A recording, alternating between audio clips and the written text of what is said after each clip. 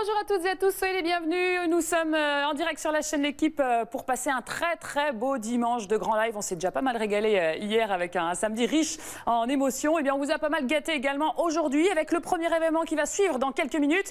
On lave la voiture, on lave la Peugeot parce que c'est le début du rallycross, la reprise, le retour du rallycross sur la chaîne L'Équipe.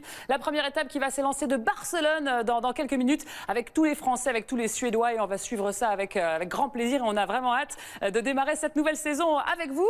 Je vais juste vous donner le reste du programme sur la chaîne L'Équipe. On a dit 14 h donc le rallycross, et puis ensuite gros rendez-vous à partir de 16 h, la suite des demi-finales de Coupe de France de handball. Hier on a vibré avec la victoire de Nîmes du côté de Montpellier, et là il y a un gros choc qui nous attend encore une fois cet après-midi entre Chambéry et le PSG. C'est du très lourd. 18 h on reviendra au sport méca avec du motocross cette fois.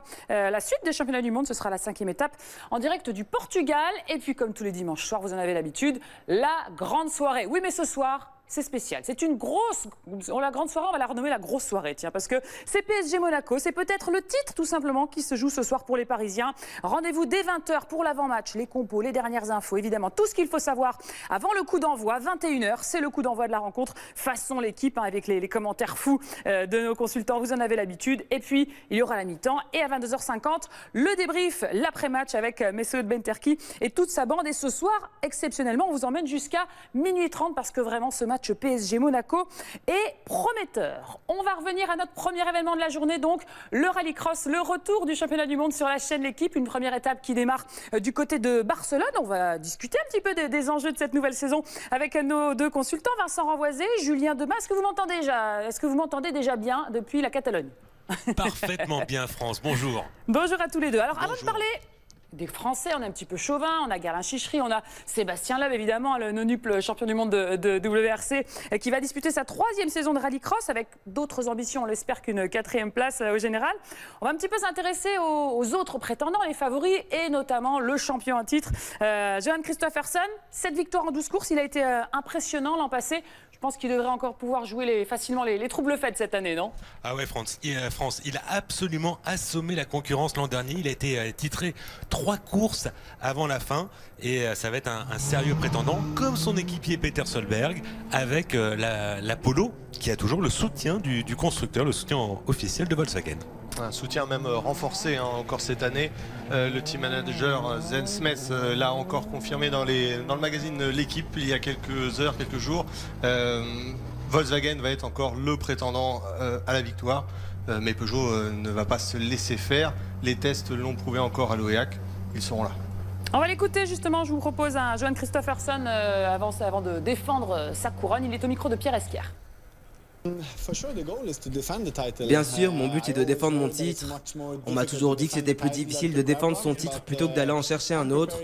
Mais voilà, je me prépare de la même façon que l'an dernier, avec exactement la même approche. Je vais juste continuer à faire mon travail, j'y vais pas à pas, et au final, c'est plutôt répétitif comme travail.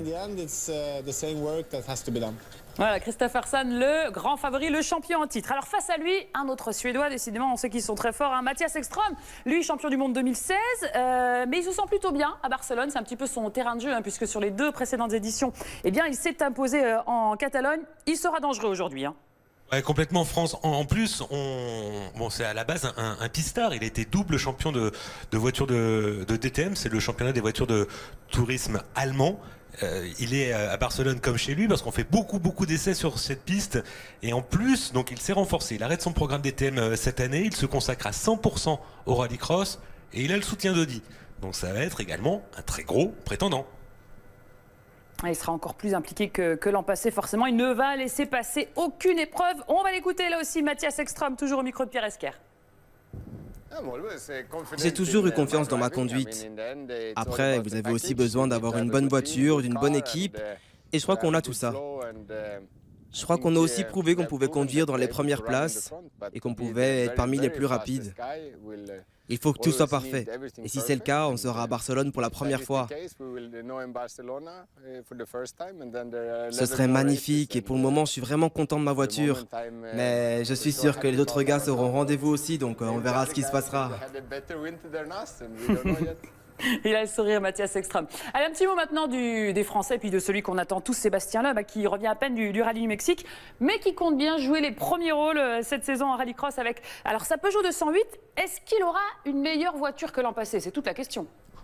Alors, il y a eu une modification pendant l'intersaison, c'est-à-dire que désormais, Peugeot a arrêté son programme en rallye raid, le Dakar, et se consacre exclusivement au championnat du monde de rallycross. Donc ça, c'est un point positif, la voiture a progressé.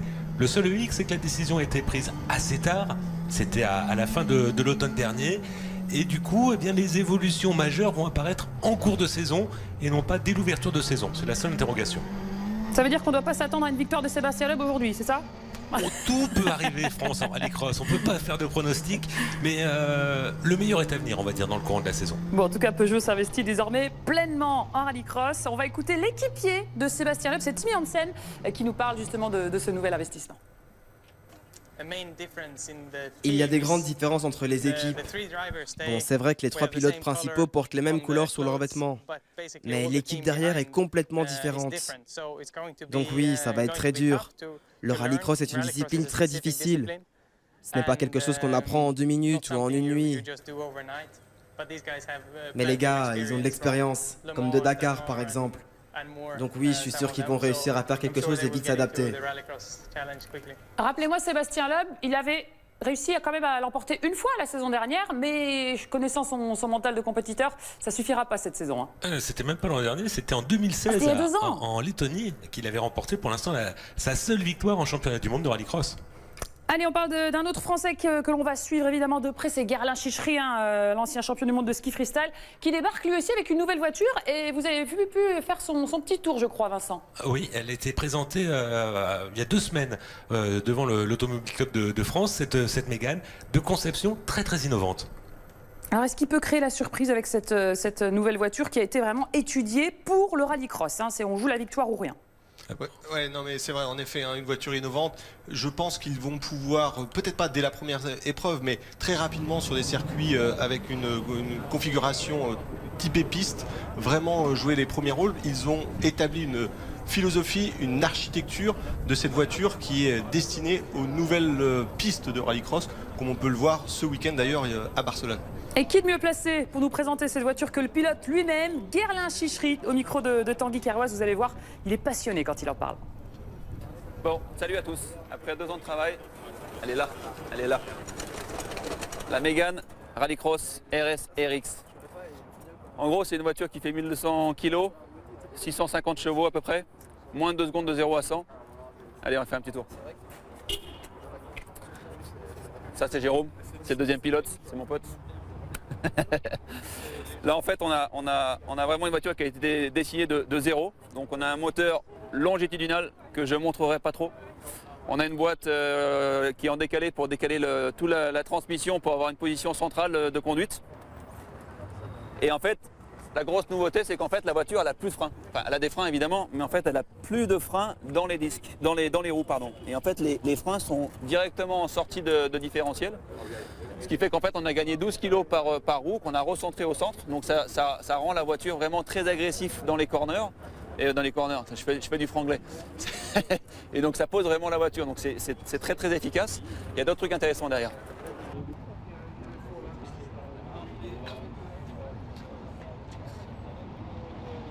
En fait il y a tout le cooling qui passe par les côtés. Et en fait on a un radiateur qui est à plat. Et en fait on a fait un diffuseur arrière. Et en fait, l'air sort par en dessous. C'est la première voiture avec un vrai diffuseur. Donc, comme une voiture de circuit en fait. Le radiateur, en fait, il est complètement en dessous. Il est à plat. Donc déjà, pour le poids, c'est bien. Et derrière, et en fait, tout l'air repasse par en dessous, donc refroidit et ressort derrière. Et donc, en gros, c'est une tuerie, quoi. Voilà, c'est bien résumé. Guerlain Chichery qu'on va retrouver d'ici quelques minutes sur ce circuit de Barcelone pour le début du rallycross. Juste avant de prendre la direction de la Catalogne pour cette rentrée époustouflante du rallycross, on va faire une petite parenthèse et prendre la direction du handball. Ça se passe dans la salle du Phare à Chambéry, car il y a une demi-finale de Coupe de France. Ce sera à 16h15 tout à l'heure entre Chambéry et le Paris Saint-Germain. Hier après-midi, on a déjà vécu une belle première demi-finale avec la victoire de Nîmes face à Montpellier. On va retrouver Benoît Cossé et Greg Anquetil qui ont fait le trajet pendant toute la nuit pour se rendre au phare de Chambéry. Et j'espère qu'ils ont assez de voix parce que hier, il y a eu beaucoup d'ambiance et il y en aura encore tout à l'heure du côté de Chambéry. Ça va, messieurs? Oui, France, voilà, dans 2 heures. Alors, pour l'instant, c'est calme, mais c'est le calme avant la tempête. Hier, on a eu un énorme exploit avec la victoire de Nîmes, Greg Anquetil. Nîmes a fait tomber Montpellier. Aujourd'hui, on a encore une salle, un public, un écart peut-être encore un peu plus grand entre le Paris Saint-Germain et Chambéry qui va recevoir. Est-ce que la magie de la Coupe de France peut encore fonctionner ce dimanche? Je pense, oui, je pense. Le contexte est à peu près le même.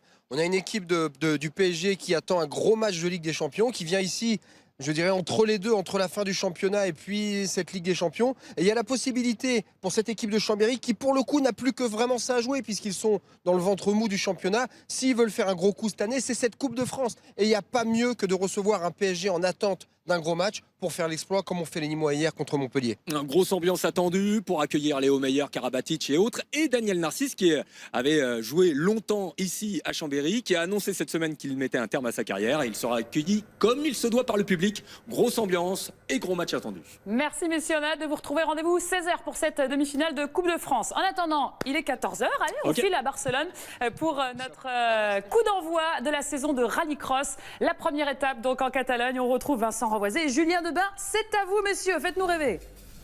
Merci France, effectivement, bienvenue à Barcelone pour le 50e meeting du championnat du monde de rallycross. Depuis sa création, c'était en 2014, la 5e saison, et pour l'instant, 3 pilotes ont été titrés. Peter Solberg en 2014 et en 2015. Ensuite, il y a eu Mathias Ekström en 2016. Et puis l'année dernière, Johan Kristoffersson avec une Polo. Au programme de cette nouvelle saison, 2 nouveaux meetings, Silverstone et puis enfin un détour du côté des États-Unis à Austin. Et toujours Julien, des courses archi spectaculaires sur ces pistes qui font 1 km, un mélange de terre et de bitume et des voitures survitaminées. Exactement, les images parlent d'elles-mêmes d'ailleurs. On est en train de revivre les actions de l'année dernière avec justement Kristoffersson, ce nouveau champion du monde. Et là, la présentation 2018 avec le nouveau duo, l'équipe de Mathias Ekström avec Andreas Bakkerud, la star montante du rallycross, ancien champion d'Europe Super 1600, qui maintenant fera équipe avec le champion du monde. Audi. Ouais, il a quitté Ken Block et la Ford parce que Ford a arrêté son programme Rallycross pour rejoindre EKS. On a fait des essais avec la nouvelle voiture. Bon, elles vont plus vite, nos voitures, mais est-ce que ça va être suffisant pour battre les autres? En tout cas, c'est toujours bien de faire un bon début de saison, mais ça ne veut pas dire qu'on va être titré. L'an dernier, j'ai gagné beaucoup de courses au début, et puis c'est pas moi qui ai eu le titre. Mais bon, faut prendre un bon départ. On s'intéresse maintenant à l'équipe Peugeot qui va engager 3 voitures, dont 2 en version 2018 pour Timmy Hansen, le grand frère. Kevin roule aussi, mais avec une voiture un peu plus ancienne. Et Sébastien Loeb, le non-nuple champion du monde de WRC. 25 ans pour Timmy Hansen, 44 pour Sébastien Loeb. Peugeot a travaillé dur pendant l'hiver. Bon, la voiture n'est pas complètement en configuration 2018. C'est une évolution de la voiture 2017. Mais dans le courant de la saison, les nouveautés vont arriver. Mais bon, pour être honnête, je ne sais pas ce que les autres ont fait sur leur voiture. Mais j'espère que malgré tout, on va être compétitif en début de saison. Et puis, pourquoi pas faire la différence ensuite. On en a parlé tout à l'heure de cette Mégane et de l'équipe GCK, c'est la nouvelle arrivée. Il y a également une nouvelle arrivée, c'est l'équipe Marcus Grenoble avec des Hyundai. Alors GCK compétition avec 2 pilotes français, ça fera 3 au total avec Sébastien Loeb, Kerlin Chichery et Jérôme Grosset-Janin, double vice-champion d'Europe. Et cette voiture assez révolutionnaire, on parlait de la Mégane, alors que pour la Hyundai, eh bien c'est une voiture qui est avec des caisses reprises de celle qui évoluait en championnat du monde des rallyes, mais en 2016 avec Niklas Grenoble, le fils du patron, 21 ans, c'est logique, et Timur Timerzianov, double champion d'Europe il y a quelques années, en 2012 et 2013, 5e saison en championnat du monde dans une 5e équipe différente. Allez. Allez, une autre équipe qui fait son retour, ça sera l'équipe Olsberg MSE, qui a été absente la saison dernière, avec Kevin Eriksson, le fils du patron, qui a déjà remporté une manche, c'était il y a 2 ans à Estering au prix d'un dépassement incroyable. Et il y a également Robin Larsson qui a remporté une manche, c'était en Argentine en 2015 si ma mémoire est bonne. Et les champions du monde en titre PSRX Volkswagen, une équipe inchangée avec toujours Peter Solberg, Johan Kristoffersson, ils ont tout gagné l'an dernier. 8 victoires en 12 manches à O2. Les autres, c'était pour Mathias Ekström. Et une voiture qui reçoit le soutien de Volkswagen officiel. Il faut être très malin. Mais en tout cas, je suis très impressionné par ce que toute l'équipe a réalisé sur cette voiture. Ouais, je pense que vous allez voir quelques surprises. Mais en tout cas, je m'attends à une compétition très serrée là, pour remporter des courses. Et quand on a été regroupés pour les essais officiels, et on a vu que tout le monde était... voilà, il y aura une grosse adversité cette année. Alors, des Yanis Boumanis, Grégoire de Moustier et Kevin Hansen vont faire partie des 3 pilotes qui n'appartiennent pas à une écurie qui joue le titre. C'est des concurrents permanents qui jouent le titre pilote seulement. Alors que là, on voit les meilleurs moments de la saison passée. N'oubliez pas le hashtag l'équipe auto pour agir, pour nous poser des questions. Je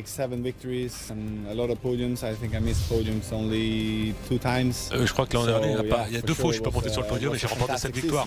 Ça paraît impossible à rééditer. Et on n'a pas cherché à complètement transformer la voiture. On a amélioré par petites touches. À propos de la pression, ça va pas être... je suis assez sensible à la pression. Donc ça ne va pas poser de soucis majeurs, nous dit Johan Kristoffersson, le champion en titre qui a fait très forte impression. Pour les néophytes, on revient sur ce qu'est le rallycross. Il y aura 12 épreuves cette saison sur 3 continents différents. La première, chaque épreuve, il y a des qualifications. On part à 5 voitures de front, on fait la différence au temps et à l'issue de ces 4 qualifications, on retient les 12 meilleurs. Les 12 meilleurs se retrouvent dans 2 demi-finales séparées qui jouent au meilleur des 6 tours et les 3 premiers de chaque demi-finale sont qualifiés pour la finale. Bon, c'était succinct, mais on aura le temps d'en revenir. On va suivre toutes ces qualifications, Julien, et toutes ces étapes avec une saison qui part à Barcelone sur une piste que l'on connaît bien, avec une modification. Ouais, une particularité, c'est le départ, en l'occurrence, qui a été modifié. Il se situait juste au pied du Tour Joker, que l'on voit ici matérialisé en orange, et maintenant il est dans la partie basse de l'arène, puisqu'on est sur le circuit de Barcelone, le circuit de Formule 1, et donc le départ va se faire de façon totalement différente, beaucoup plus courte, avec un virage gauche ici très serré. Alors ici on est sur le mouillé, on voit Sébastien Loeb qui est obligé de tirer le frein à main pour aller chercher la partie intérieure de la piste où il y a du grip. Et ensuite on arrive sur la portion terre avant d'enchaîner sur le jump, une portion très glissante, hein. C'est une terre qui est malheureusement par rapport à d'autres circuits pas constante. Elle est donc retravaillée à chaque fois à l'issue de cette épreuve, et là il faut vraiment arriver en ligne parce que le virage qui suit, le virage droite, est tout de suite après enchaîné sur la portion asphaltée, donc la fameuse zone du Tour Joker. Là on est sur la portion pleine du circuit. Le Tour Joker se faisait sur la droite justement avec ce double gauche. Là on reprend la partie haute et c'est la portion la plus rapide. Alors ici sur le mouillé on est vraiment très lent. Sébastien Loeb d'ailleurs est obligé de vraiment caler la voiture ici au pied gauche pour essayer de stabiliser et de enchaîner sur la zone terre. On est vraiment très lent. On tourne 15 secondes moins vite que d'habitude sur cette portion par rapport aux conditions climatiques de ce samedi. Elles ont été vraiment très délicates. Les pluies torrentielles. Ah oui, on est au ralenti, hein. On voit là, c'est vraiment une boue mais extrêmement glissante. Et voilà, à la fin du premier tour, à peu près 1 km comme on le disait tout à l'heure. Eh bien, on va s'intéresser aux 2 premières qualifications. Alors, on vous rappelle le principe. On s'élance à 5 de front. Les positions sont tirées au sort lors de la première qualification. Et le but, eh bien, c'est d'aller le plus vite possible sur l'ensemble des 5 tours. Mais dans cette première journée, très pluvieuse, comme vous le voyez, ça a été essentiellement de la survie, avec pas mal de figures improvisées. Il y a un souci également. Là, c'était pour Timmy Hansen. Ouais. Justement, seul en tête, hein, mais on l'a dit, les conditions étaient très compliquées, on se retrouve avec des conditions d'aquaplaning sur la boue, puisque les pneumatiques n'arrivaient pas tout simplement à faire ressortir suffisamment d'eau. Et c'est Mathias Ekström qui s'était imposé dans cette première qualification. Dans la deuxième, on est en compagnie de Sébastien Loeb qui part à la faute, c'est assez inhabituel. Ici, oui, justement, encore sur cette sortie de jump.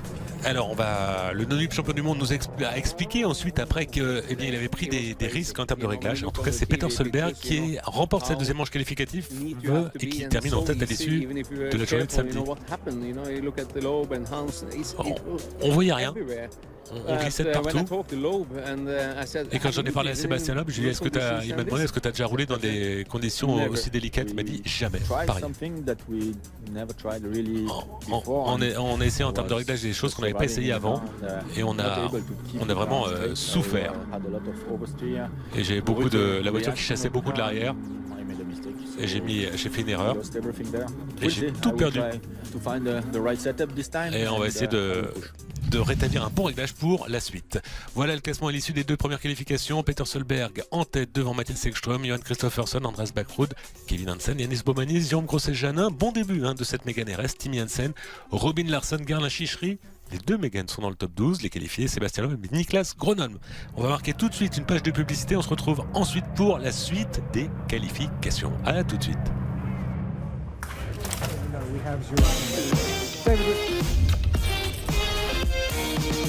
Et nous sommes de retour à Barcelone pour la première manche du championnat du monde de Rallycross 2018. Nous sommes dans les qualifications. Le but, c'est d'être le plus rapide possible sur l'ensemble des 4 tours de la piste, plus un passage par le tour Joker. On a vu les deux premières qualifications la veille où il avait beaucoup plu. Le temps a l'air de changer pour aujourd'hui. Là, c'était les qualifications ce matin.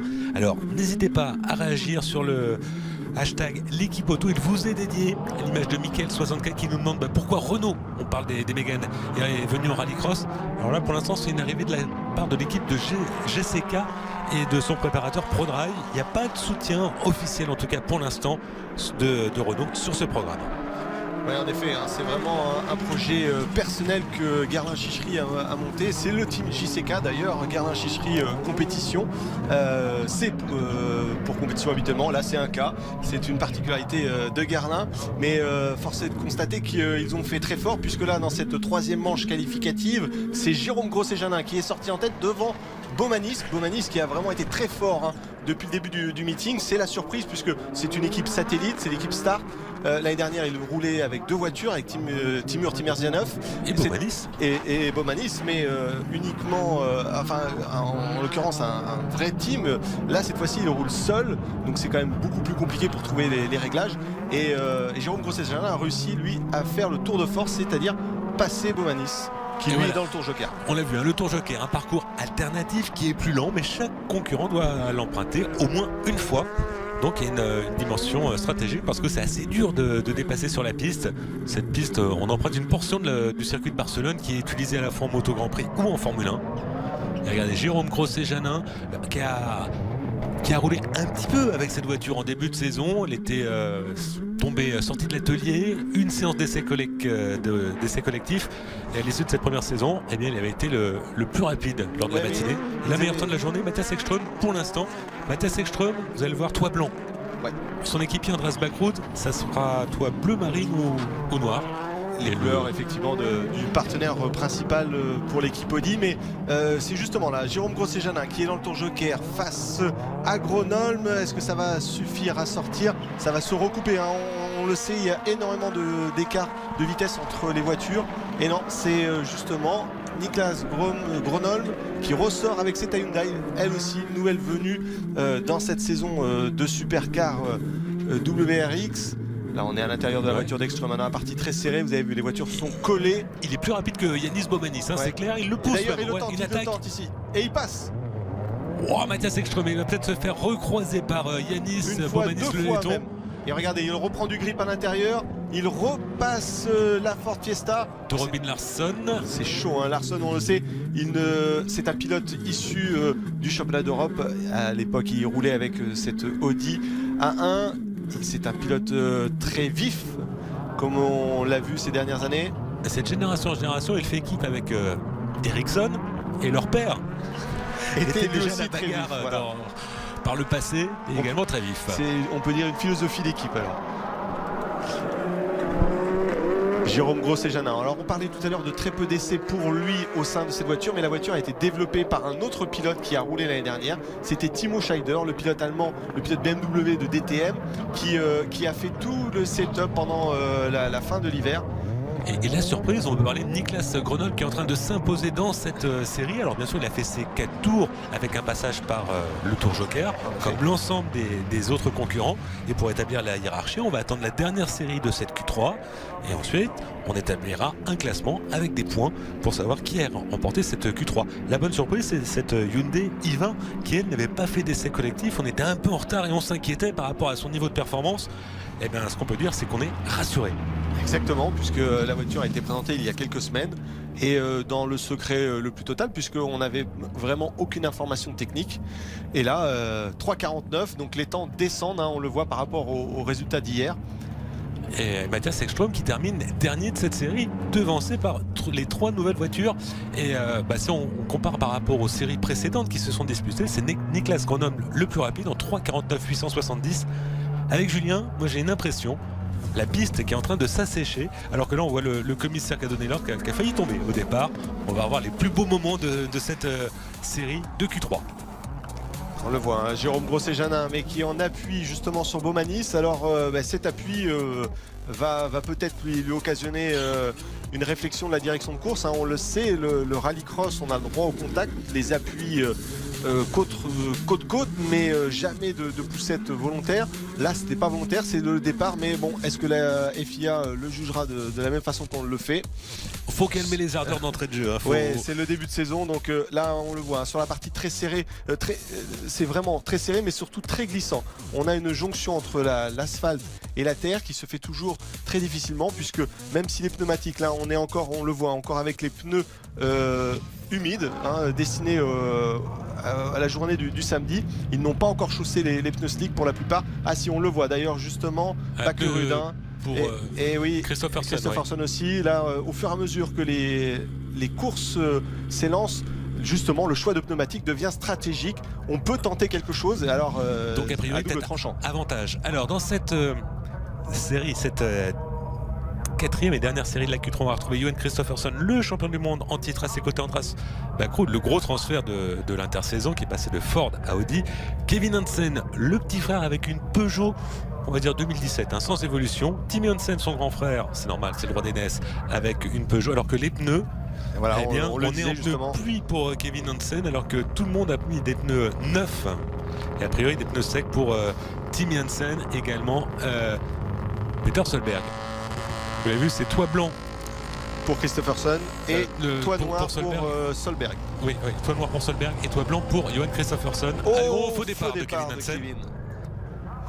C'est le premier du week-end, on n'en avait pas encore vu, alors ça va être sanctionné. Alors, la pénalité, on se replace. Et comme Kevin Hansen a été l'auteur de cette infraction, il n'aura pas un passage obligatoire par le Tour Joker, mais 2. Ça va être compliqué de faire un bon temps dans ces conditions. Ouais, et puis là, la sanction, elle est directe. On sait tout de suite pour qui elle est, puisque il n'y a pas d'hésitation. Il est le seul à être parti. Oui, puis il y a des capteurs, hein, de toute façon, pour repérer. Exactement. Vous avez des petites tétines qui sont placées devant les pare-chocs. Les voitures sont placées au centimètre, voire au millimètre, avec des cales.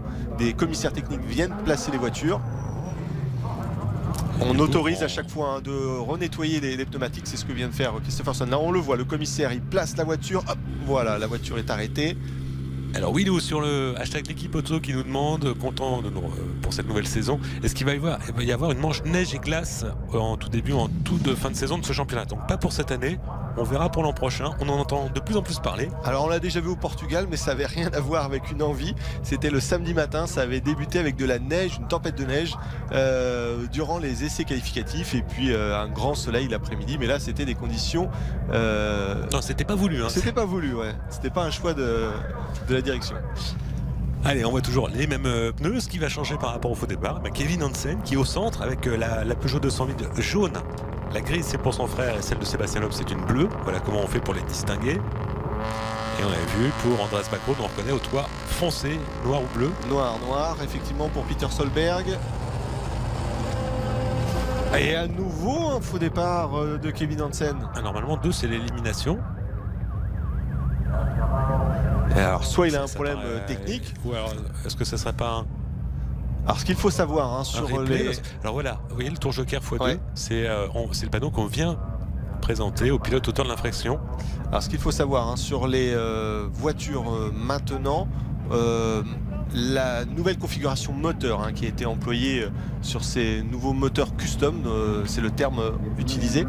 On oblige finalement le pilote à essayer de caler, de cambrer un petit peu la voiture en jouant sur l'embrayage pour essayer de mettre le turbo en charge et en contrainte le plus haut possible, et afin de donner le maximum de puissance sur le start. Non, c'est un replay. Regardez, on présente le panneau joker x2. Ouais.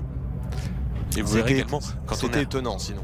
à l'approche du départ, vous allez voir les voitures qui, l'arrière se tasse, les pilotes les retiennent au frein à main. On passe de 0 à 100 km/h en moins de 2 secondes avec ces engins. Ça accélère plus fort qu'une Formule 1. Et c'est un sprint. Chaque place est importante, le départ est important. Aucun droit à l'erreur. Et c'est parti. Ouais, il est moins bien Kevin, parti, justement. Et regardez, là c'est Peter Solberg qui se fait un peu tasser, mais Christopherson qui est venu pousser Backroad. Et regardez du coup- Backroad justement qui n'arrive pas à s'en sortir face à la Peugeot de Hansen, puisque justement il était dans la partie sale, cette partie graisseuse de l'asphalte. C'est très très chaud autour des pneumatiques. Alors, Johan Christopherson 4e. On va voir si Kevin Hansen est parti, mais là ça va être une Pour Kevin qualification Hansen, catastrophique. Allez, tour joker tout de suite pour Andreas Backroad. Il est pris dans le paquet. ouais, c'est une tentative tout à fait naturelle. Il sait qu'il peut être aussi rapide que Peter Solberg, Nani Roma, pilote Ouais. mini en rallye raid. effectivement, et qui observe de très près. On a vu Dani Sordo aussi présent dans les paddocks ce week-end. Nasser Al-Attiyah également. Nasser Al-Attiyah, voilà, ce sont des pilotes qui sont amis avec l'ensemble du paddock, mais bon, pourquoi pas les voir arriver en rallycross dans les mois ou les années à venir. Et regardez, la petite erreur là, de Tim Hansen. Est-ce que Johan Christopherson va pouvoir en profiter? On est en compagnie du champion du monde en titre. Et regardez, 2 vitesses montées d'un coup. On était en 2e, 3e, 4e, tout de suite, dans la foulée. Meilleur temps au tour pour Peter Solberg. On le sait, l'Apollo confirmation est rapide, et en plus il a une piste dégagée. Il prend la mesure petit à petit de Tim Hansen. Peter Solberg. On le rappelle, les pneumatiques qui ont été choisis, pneus slick pour l'ensemble des concurrents qui sont ici présents à l'image. Les 4 voitures sont en pneus slick, donc vous imaginez bien à quel point c'est compliqué lorsqu'ils retrouvent les conditions de terre. Et là, Attention à c'est la sortie, Christopherson Christopherson qui était avec l'élan du tour jockey, on est plus gros. Là, ça se c'est bouscule chaud, avec mais Andreas Backroad. bac à sable pour Backroad. On va surveiller parce que Andreas Backroad là était victime de Johan Christopherson. Il avait eu une pénalité la saison dernière pour la même manœuvre. Exactement. Alors justement, on en parlait tout à l'heure des directions des commissaires du collège des commissaires. Ils devront juger assez rapidement puisque les manches vont s'enchaîner avec la 4e manche tout à l'heure. Donc il faudra juger à l'issue de cette série. Peut-être qu'il y aura à nouveau justement une sanction. Alors, il peut y avoir des pénalités en temps, mais s'il y a une sanction, eh bien ça s'appelle une réprimande en anglais. C'est pas le côté désuet. Ça peut Et être un avertissement, effectivement. Un avertissement, mais on peut prendre au bout de 3 avertissements, on commence à perdre des points au championnat. Alors s'il y avait avertissement, on explique aussi pourquoi. C'est parce que Christopherson est sorti de la trajectoire pour pouvoir doubler. Il est passé au-delà de la ligne blanche. La ligne blanche, c'est la ligne de course. On ne sort pas, ou alors on peut passer 2 roues, mais jamais les 4 totalement. Sinon, on est hors piste. Et en l'occurrence, lorsqu'on a un gain de place en ayant traversé cette ligne blanche, on est fautif. Dernier tour pour Peter Solberg. Kevin Hansen, on le voit, qui a coché ses 2 tours joker, mais qui est vraiment maintenant très très loin, à plus de 25 secondes de Peter Solberg. Et le temps à battre a été établi par Niklas Grönholm en 3:49.870 pour parcourir ces 4 tours. Voilà, on le voit ici en bas de l'écran. Où va se situer Peter Solberg? J'aurais tendance à dire tour joker pour le Norvégien, qui va remporter cette série. Donc ce sera un meilleur temps que Tim Hansen, Kevin Hansen, Andreas Backroad et son équipier Johan Christopherson. Mais par rapport à Niklas Grönholm, parce que c'est ça qui est important pour établir la hiérarchie. Peter Solberg ici au frein à main, il l'a provoqué un petit peu trop tôt. Il s'est retrouvé face au pneumatique, mais la voiture est très agile. Il en fait un petit peu ce qu'il veut, mais Kevin Hansen, on parlait tout à l'heure des évolutions de la Peugeot, elles sont présentes. Il a du mal sur le train avant. Oui, non, mais c'est battu largement, pratiquement plus de 10 secondes d'avance sur les 4 tours. C'est énorme les temps qu'ils ont fait. La piste, on le disait, s'asséchait. Les pneumatiques ont été forcément mis en fonction de ces conditions. Donc le pari était bon. C'était voulu. Ils avaient le choix de pouvoir rouler encore avec les pneus pluie et ils ont décidé de mettre les pneus slick. Alors, on va revenir à l'issue des 3 premières qualifications. Alors là, que Kevin Hansen en finit, mais forcément très en retard. 2 passages par le tour Joker, plus il avait calé sur le second départ. Peter Solberg a terminé 2e de la première qualification. Il a remporté la 2e, il vient de remporter la 3e. Il est en tête à l'issue du classement intermédiaire ou sur les 17 pilotes Niklas engagés. Gronholm, 5e temps. On retient les 12 premiers pour partir pour la suite de la compétition à 6 à par élimination demi-finale. directe. Voilà, on a vu le second départ avec Kevin Hansen qui a calé. C'est un petit peu chaud, il a fallu faire sa place du côté de Peter Solberg. On est avec le champion du monde en titre, avec une conduite typée Andros, hein. Une main sur le levier, une main sur le volant. Donc là, Alors là, on va revoir l'action. Oui, voilà, il a coupé énormément la trajectoire principale. Et puis malheureusement pour lui, c'est pas voulu. C'est l'écart de vitesse qu'il y a entre le tour traditionnel et le tour Joker, puisqu'ils arrivent avec beaucoup plus d'élan. Il y a pratiquement 30 km/h d'écart entre les 2 voitures. Donc l'envie est telle pour Kristoffersson, on le comprend, d'aller passer tout de suite à l'intérieur. Eh bien, ça ressemble un petit peu à la saison dernière avec les 2 Volkswagen Polo qui se retrouvent en tête à l'issue de cette 3e qualification. Matthias Ekström et Andreas Backrud avec les Audi sont en 2e. Tim Hansen, premier représentant de l'équipe Peugeot officielle désormais, hein. Peugeot Total. Exactement. Et la belle surprise, Jérôme Grosjean, 6e, juste derrière les principaux favoris de ce championnat, avec sa Mégane. Des conditions de très réguliers, des conditions de piste assez difficiles. Sébastien Loeb, on l'a pas vu, mais il a eu un problème. Il avait eu un problème en Q2, il a eu un problème en Q3. Et bien pour l'instant, il n'est pas dans les 12 pilotes qualifiés, au contraire de Gerlin Chichery. Bon, allez, il faut se reprendre encore une 4e qualification pour se reprendre. Alors pour Oliver Bennett, un logo BMW, mais c'est une Mini qui est engagée pour ce pilote.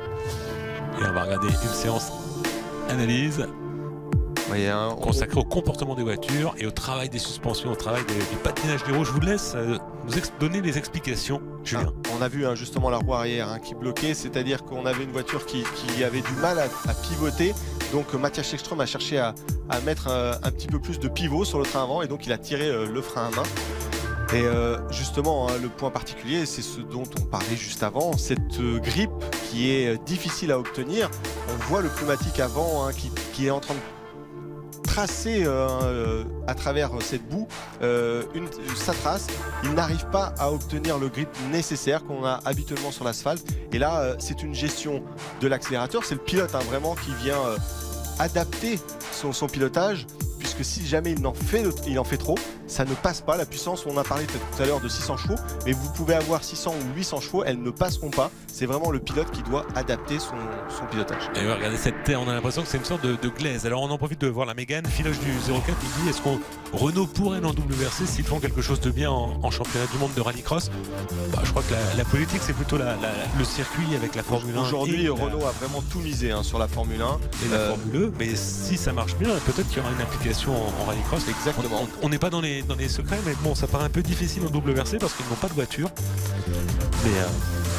Mais les résultats de Gerlin Chichery pourraient peut-être inciter la marque, et on l'espère d'ailleurs, à venir s'implanter dans cette catégorie, et puis avec de nouvelles technologies qui sont proposées pour l'avenir du rallycross. On parle effectivement de l'électrique après 2020. Peut-être que Renault pourrait être intéressé après leurs grands exploits en Formule 1. D'accord, bon, alors, pour l'instant, on va être clair, Renault, bien sûr, est au courant de ce programme, a même aidé l'équipe ProDrive par rapport au gabarit de la voiture. Il y a eu un transfert d'informations, mais simplement, elle n'est pas partie prenante dans ce projet, que ce soit financièrement ou techniquement. Donc là, on retrouve le jump. Alors, c'est la particularité de développement qui a été proposée par toutes les équipes ces derniers mois, ces dernières années. Lorsqu'on parle d'évolution, et les évolutions moteurs, c'est ce que Peugeot attend d'ailleurs dans les mois, dans les semaines à venir sur sa 208. Mais c'est surtout le comportement châssis qui est très important. On le voit sur le jump, beaucoup de débattements sur les roues, et c'est comme ça. C'est aussi l'une des forces de Volkswagen, c'est d'avoir intégré la technologie qui avait été développée via le WRC sur le rallycross, et donc qui leur permet aujourd'hui d'aller chercher les petits centièmes, les petits millièmes de seconde, et d'être performants surtout sans en faire de trop. Ils ont 2 pilotes qui sont très réguliers grâce à cette technologie. Les parapluies sont sortis, mais cette fois-ci, c'est pour se protéger du soleil sur le circuit de Catalogne, sur cette piste de Catalogne longue de 1 km 135. À l'issue des 3 premières qualifications, Peter Solberg et Kristoffersen sont en tête. Gerlin Chichery, 12e et dernier qualifié, à égalité de points avec Timur Timerzianov. Donc, mais attention derrière, avec Sébastien Loeb qui doit remonter parce que 2 manches ratées, ça risque d'être un petit peu difficile. On va regarder justement cette Q4. On commence la première série, Sébastien Loeb avec Grégoire de Moustier. Alors là, lui, Grégoire de Moustier roule avec dans l'équipe du Sébastien Loeb Racing. Il y a également, bon alors c'est un Belge, Grégoire de Moustier, même s'il est né en France. C'est compliqué. Hervé Knapik, la victoire pour Sébastien Loeb dans sa série. Et bon, on attend de voir ce que ça va donner par rapport au reste de la concurrence. 3,25 436. On a encore gagné, allez, 15 secondes par rapport au temps de la Q3 établi par Peter Solberg. Mais c'est vrai que pour Sébastien Loeb, c'est la double peine, puisque lorsque vous avez des problèmes, vous vous retrouvez à partir dans les premières séries, et lorsqu'il y a eu, comme hier, justement énormément de pluie, la piste s'assèche, se nettoie, elle devient de plus en plus performante, et comme vous partez en sens inverse du résultat, c'est-à-dire que les derniers partant premiers, finalement ils ont une piste moins bonne, et donc ont moins de chances de faire un bon classement. Et c'était le cas de Sébastien Loeb. Il vient de gagner sa qualif, mais est-ce que ça sera suffisant en termes de temps autour ? Jérôme Grosset-Janin qui avait écopé d'une pénalité. Voilà pourquoi il était mal classé dans la Q3. Il y a également Bennett avec cette Mini qui sera là sur au moins 8 rendez-vous. Kevin Eriksson avec la Ford bleu-rouge jaune. Et Kevin Hansen. Allez, c'est parti pour 4 tours de piste. Un super envol d'Eriksson, un super envol également de la Mégane. Mais Eriksson était le plus pro à s'élancer. Ça se complique pour Kevin Eriksson avec la 208 jaune. Est-ce qu'il va prendre le meilleur sur la Mini de Bennett? Alors Bennett, un néophyte, un ancien pilote de motocross, passé au sport auto, 3e du championnat britannique la saison dernière pour sa première année. Et là, il monte en compétition. Allez à bord de la Mégane en compagnie de Jérôme Grosset-Janin. Donc Jérôme Grosset-Janin qui avait bénéficié d'une pénalité, c'était sur la manche qualificative tout à l'heure. On l'avait dit, ça avait été un petit peu chaud sur son départ avec Grenoble. Ça a été pénalisé, il a donc reculé au classement général, ce qui le fait partir dans cette manche de retrait avec Kevin Hansen par exemple. C'est passé Kevin Hansen qui a pris le meilleur sur Bennett. Oliver Bennett qui a découvert cette voiture. Ce premier meeting, c'est vraiment une séance d'essai grandeur nature. On a entendu tout à l'heure Gerlin Chichery dire on a mis 2 ans pour construire ce projet, 1 an pour étudier la réglementation. C'était chez Prodrive 51 semaines pour construire la voiture, 3 mois chez Bennett pour cette Mini. Une technique un peu plus à l'ancienne, un peu plus à l'arrache. Mais écoutez, pour le moment, c'est pas mal pour une première sortie. Et on peut parler également bien de Kevin Eriksson parce que cette Ford Fiesta est également nouvelle, c'est l'évolution. Mais l'équipe Olsberg MSE a construit une nouvelle voiture dans la mesure où il était absent la saison dernière. Oui, l'équipe Olsberg qui avait été effectivement champion, les premiers champions du monde par équipe avec justement des Ford Fiesta, était parti aux États-Unis avec René Stettis et Andreas Bracrodt à l'époque. Oui, exactement. Et depuis, il roulait en Global Rallycross avec le team Honda officiel. Honda s'est retiré du championnat nord-américain. Ils décident donc de revenir en championnat du monde. Ils avaient d'ailleurs un pilote dans leur équipe. Tout le monde se demande aujourd'hui qu'est devenu Cyril Raymond, puisque c'était un pilote du team Olsberg, le double vainqueur du championnat RX2. On va certainement le revoir bientôt. Je peux pas en dire plus, mais on verra Cyril Raymond dans les semaines à venir. À nouveau, justement. Attention, ça va être serré. Tour joker pour Jérôme Grosset-Janin qui permet à ressortir devant Kevin Hansen. Il conserve la 2e position. Maintenant, il va falloir. On fera le tard du côté de Jérôme Grosset-Janin. Il va falloir attendre le passage par le tour joker de Kevin Eriksson. Et oui, Jérôme Grosset-Janin, on parlait tout à l'heure de l'écart de vitesse, 30 km/h en moyenne. On arrive en 5e, 6e à la sortie de cette grande courbe. Et oui, parce qu'il est en balotage défavorable, Kevin Hansen. Il doit gagner des positions, alors que là on va rentrer dans le dernier tour, donc passage obligatoire par le tour joker pour Kevin Eriksson. Donc Cyril Raymond là pour conclure, pour l'instant il n'est pas là, mais il va arriver. Bon, d'accord. Où ça effectivement on lui laissera l'opportunité de communiquer avec ça, mais ce qui est sûr c'est que le jeune talent Cyril Raymond, qui est passé par les formules de promotion en championnat de France après avoir gagné la Coupe Twingo, le Super 1600, il a tout gagné au niveau mondial maintenant dans les catégories des juniors. Il doit arriver au niveau mondial, on l'attend. Il sera dans les championnats internationaux, c'est certain. On va le voir dans les semaines à venir. D'accord. Allez, on est toujours avec, on l'a vu, Kevin Eriksson qui est parvenu à conserver la première place après son passage par le Tour Joker. Donc là, tout le monde est passé par le Tour Joker, que ce soit Jérôme Grosjean, Kevin Hansen ou Oliver Bennett. Et la victoire dans cette série pour Kevin Eriksson, c'est plus long que Sébastien Loeb tout à l'heure. 3,25, 436 pour Sébastien Loeb. Donc ça, c'est la bonne nouvelle, parce qu'il faut remonter, il faut être classé très très haut dans la hiérarchie pour marquer un maximum de points. Parce que il n'y a pas de décompte. Chaque manche compte. En fait, le vainqueur de la manche marque 50 points, le deuxième 45, 42 et ainsi de suite. Alors, Kevin Eriksson, on vous l'a dit, deuxième temps. Bon, pas beaucoup, 3 dixièmes, mais 3 dixièmes de différence sur 4 tours de piste. Mais il reste encore plusieurs avec séries. Nabil 7ème, le pilote français. Il reste encore 2 séries. Dans la prochaine, on va retrouver Yanis Baumanis, Timur Timerzenov, Robin Larsson, Mathias Ekström, Gerlin Chichery. Timerzenov, Larsson, en général, ça fait des belles courses. Ce ne sont pas les plus précautionneux en termes de la carrosserie de leur voiture. C'est du rallycross. Et voilà, on voit le très beau passage de Jérôme Grosjean à l'extérieur qui a surpris Kevin Hansen. Parce que quand on ressort du Tour Joker, on part de beaucoup plus loin, on a beaucoup plus d'élan, beaucoup plus de vitesse. Et en plus, la courbe a tendance à allonger un petit peu plus la réaccélération, donc on a plus de vitesse effectivement dès la sortie. Vous avez l'air frustré, Kevin Eriksson. On a un super rythme, la voiture est incroyable. Mais hier on a eu un problème de cardan. On était en mode propulsion. C'est vraiment dommage. Parce qu'on va être dans le top 3. On l'a fait 2 fois. J'aurais voulu être plus rapide que Loeb. Issu de cette série là, je suis derrière pour 3 dixièmes. Je suis confiant pour la suite de la saison parce que la voiture a une conception absolument incroyable. Mais bon, c'est la vie. C'était une voiture toute neuve, donc on savait que tout pouvait arriver.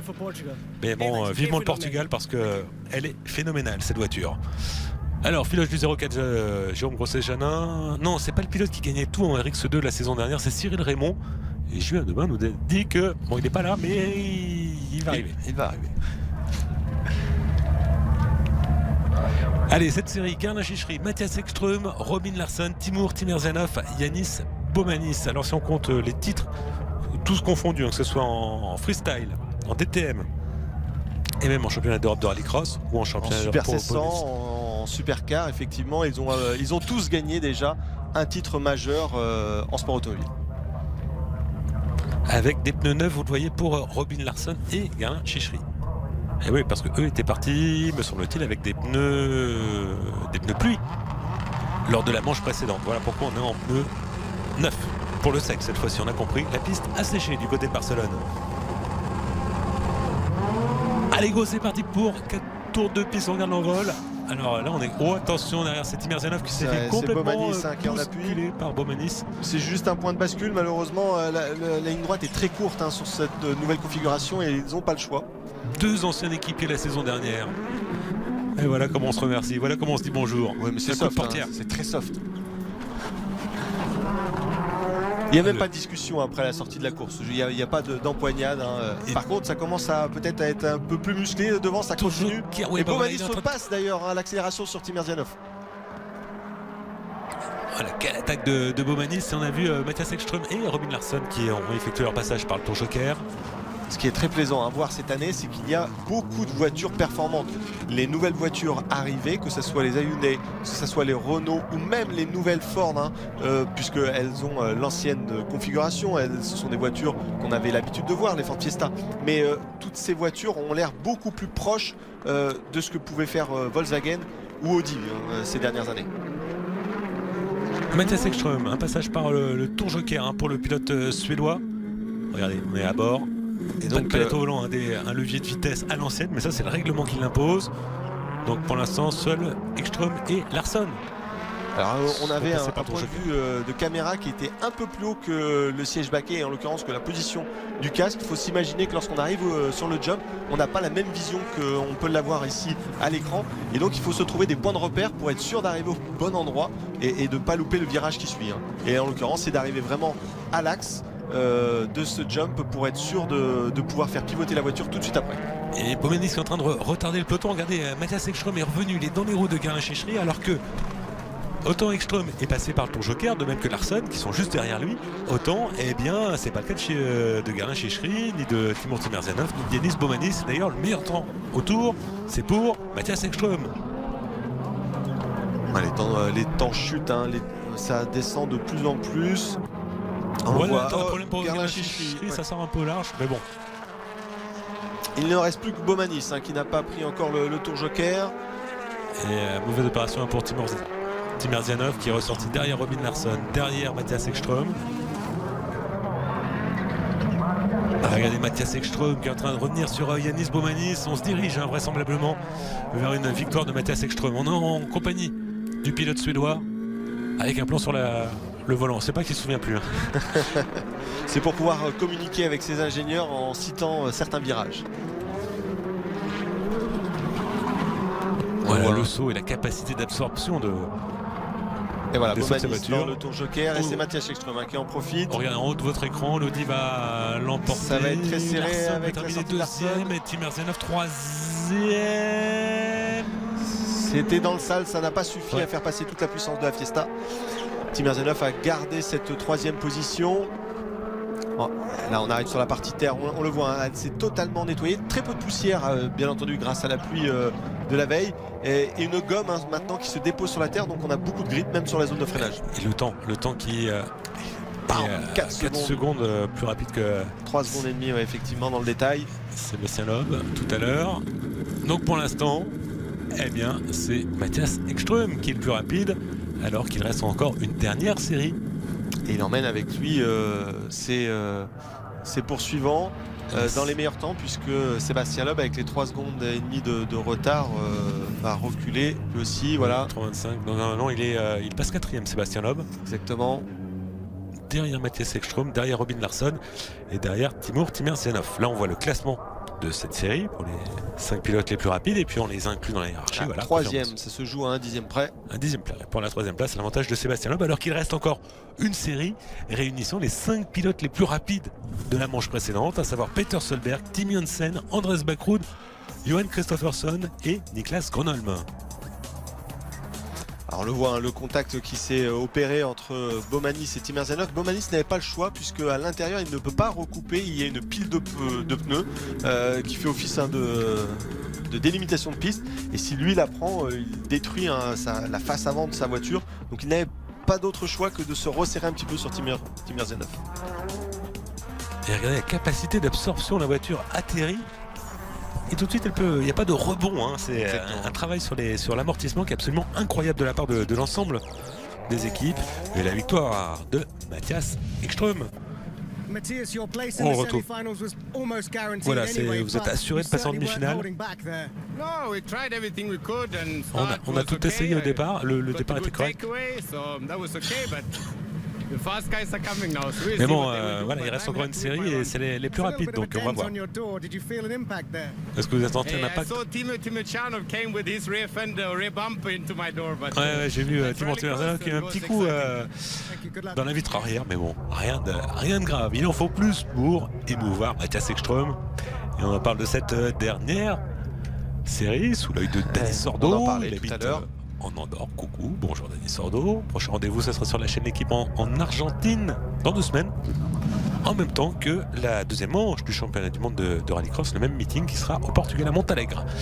Niklas Gronholm, Johan Kristoffersson, Andres Backrud, Tim Jensen, Peter Solberg. Voilà les 5 pilotes qui vont disputer cette dernière série de la Q4. Tout le monde part avec des pneus usés, mais des pneus pourtant secs. Et le temps à battre est celui pour l'instant de Mathias Ekström. 3 minutes 21 secondes et 840 millièmes pour effectuer les 4 tours de cette piste de Barcelone avec un passage par le Tour Joker. Attention à pas trop chamailler, attention à pas trop se bousculer. Le compteur défile. Johan Kristoffersen, le champion du monde en titre, avec la visière teintée qui plus est. Dans sa bulle. Et en pole position, c'est Peter Solberg qui va être à droite de votre écran. Le premier virage est à gauche. À ses côtés, Tim Jensen. Oh, l'attention, Kristoffersen qui va bousculer tout le monde, y compris Andreas Backrud. Elles sont solides ces voitures. C'est vraiment Peter Kristoffersen Solberg reste en tête. Deuxième, Tim Jensen. Troisième, pour moi, c'est Niklas Gronholm, pardon.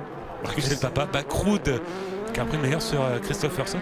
Il était peu vigoureux. Oui, on l'a vu encore ici, hein, l'accélération face à Backerud, il est vraiment très très vif. On n'a pas l'habitude de le voir aussi déterminé. Là, il s'est resserré. Les autres n'étaient pour rien. Tim Jensen n'a rien demandé, effectivement, ni Backerud. Les voitures se sont chevauchées. Rien de grave pour le moment, simplement de la carrosserie hein, sur la Peugeot. On le voit ici, l'aile avant droite qui est maintenant détruite. Pendant ce temps-là, lui, Peter Solberg gère son petit bonhomme de chemin. Il était bousculé hein, également, hein, mais là, il ne pouvait pas faire grand-chose. Regardez sur la porte avant droit, on le voit ici, hein, c'est la trace des pneus. Harcelé par Tim Jensen, qui a l'air très rapide, Tim Jensen. Et pour répondre à Michael 64, les pilotes ont droit à combien de voitures? C'est pas limité. En revanche, le nombre de moteurs, lui, est limité. Il y en a 2 par saison. Et au-delà, on peut en utiliser d'autres, donc on reçoit des points de pénalité. Tour le plus rapide pour Peter Solberg. La piste, Peter Solberg est rapide, mais la piste devient également plus rapide, c'est l'information. Et Tim Jensen dans le tour joker. Pour finir justement vis-à-vis du nombre de voitures, on le rappelle en revanche, ils ont droit qu'à une voiture par meeting. Oui. On n'a pas le droit à un mulet au cours de l'épreuve. Et vous l'avez vu, Kristoffersen également a effectué un passage par le tour joker. Il est ressorti devant Andreas Backrud. Ça fait un petit moment qu'on se bouscule entre Backrud et Kristoffersen depuis le début du meeting. On est souvent dans les mêmes séries. Un championnat se gagne dès le départ, donc effectivement il y a une pression psychologique et physique qui est octroyée parce que on a envie de défendre sa place au-delà du résultat même. C'est aussi de démontrer qu'on va être présent toute la saison et qu'on ne lâchera rien. C'était peut-être ce qu'on reprochait à Kristoffersen, d'être un pilote trop soft, trop propre. Backerud l'était peut-être à l'inverse, un petit peu trop saillant. Et là, Tim Jensen dans le la faute de Tim Jensen qui se fait recoller par Kristoffersen. Mais qui Kristoffersen toit blanc, Peter Solberg toit noir. Exactement. Et Tim Jensen qu'on a vu qui avait perdu beaucoup d'exécution de vitesse à la sortie de ce double gauche, mais une fois réaccéléré, la voiture était bien en ligne et justement il a pu refaire la distance, le trou face à Kristoffersen qui est toujours lui dans son pare-choc. La voiture pivote tardivement pour Tim Jensen. Il rentre beaucoup trop sur le train avant, il cherche à la faire pivoter uniquement au frein à main. On a Kristoffersen qui est beaucoup plus propre derrière. Oui, mais attention parce que Tim Jensen est le premier des poursuivants à ne pas être passé par le tour joker. Ouais. Et voilà. Et Peter Solberg dans le tour joker justement. Et ça va ressortir, ça va. Et c'est Gronholm qui sort. Tim Jensen qui ressort devant alors qu'on entame le dernier tour. Ils ont tous fait le joker. Les pointus à piloter, et bien c'est efficace avec peut-être une très très bonne stratégie de la part de l'équipe Peugeot. À noter, parce qu'elle a changé par rapport à la saison dernière, la voiture est une évolution. Mais toute l'enceinte, avant c'était le personnel de la famille Hansen qui gérait et qui entretenait ces voitures. Désormais c'est du personnel Peugeot Sport. C'est l'une des évolutions effectivement dans toutes les équipes. Et d'ailleurs Tim Jensen, vainqueur de cette qualification en 3:21.840. Ça le place en concurrence directe avec Mathias Ekström. C'est le meilleur temps. C'est le meilleur temps en 3:21.840. C'était le temps de Mathias Ekström alors que Tim Jensen est pour moi en 3:20. 287. Donc le tour de décélération. Disait, tout à l'heure, les voitures sont beaucoup plus proches que l'année passée. Voilà, 3:20, 287. Donc meilleur temps, une qualification pour Tim Jensen, une victoire en qualification. Il y a eu Mathias Ekström qui avait remporté la première, Peter Solberg les deuxième et troisième, et donc Tim Jensen. Donc la hiérarchie, une Audi. Ça devrait nous mettre un Peter Solberg en tête de ces 4 manches qualificatives. Sans aucun doute, c'est lui qui partira en pole position de la première demi-finale. Et on va connaître les 12 pilotes qualifiés, 8e temps sur l'ensemble. Alors ça va peut-être faire un peu juste là pour Sébastien Loeb avec 2 qualifications ratées. Les deux pilotes Renault se retrouvent dans la deuxième partie du classement. On le disait, ils sont partis dans les premières séries, ça s'est nettoyé. Alors le vainqueur, Tim Hansen. Quelle bagarre, vous êtes dans le rythme des Audi et des Volkswagen. J'ai une très bonne stratégie pour le tour Joker en début de course. Et j'ai tout donné, et là j'ai fallu s'y employer. Un bon départ. Mais bon, ça fait bien d'avoir le meilleur temps. Vous étiez souvent en travers quand même. Hein.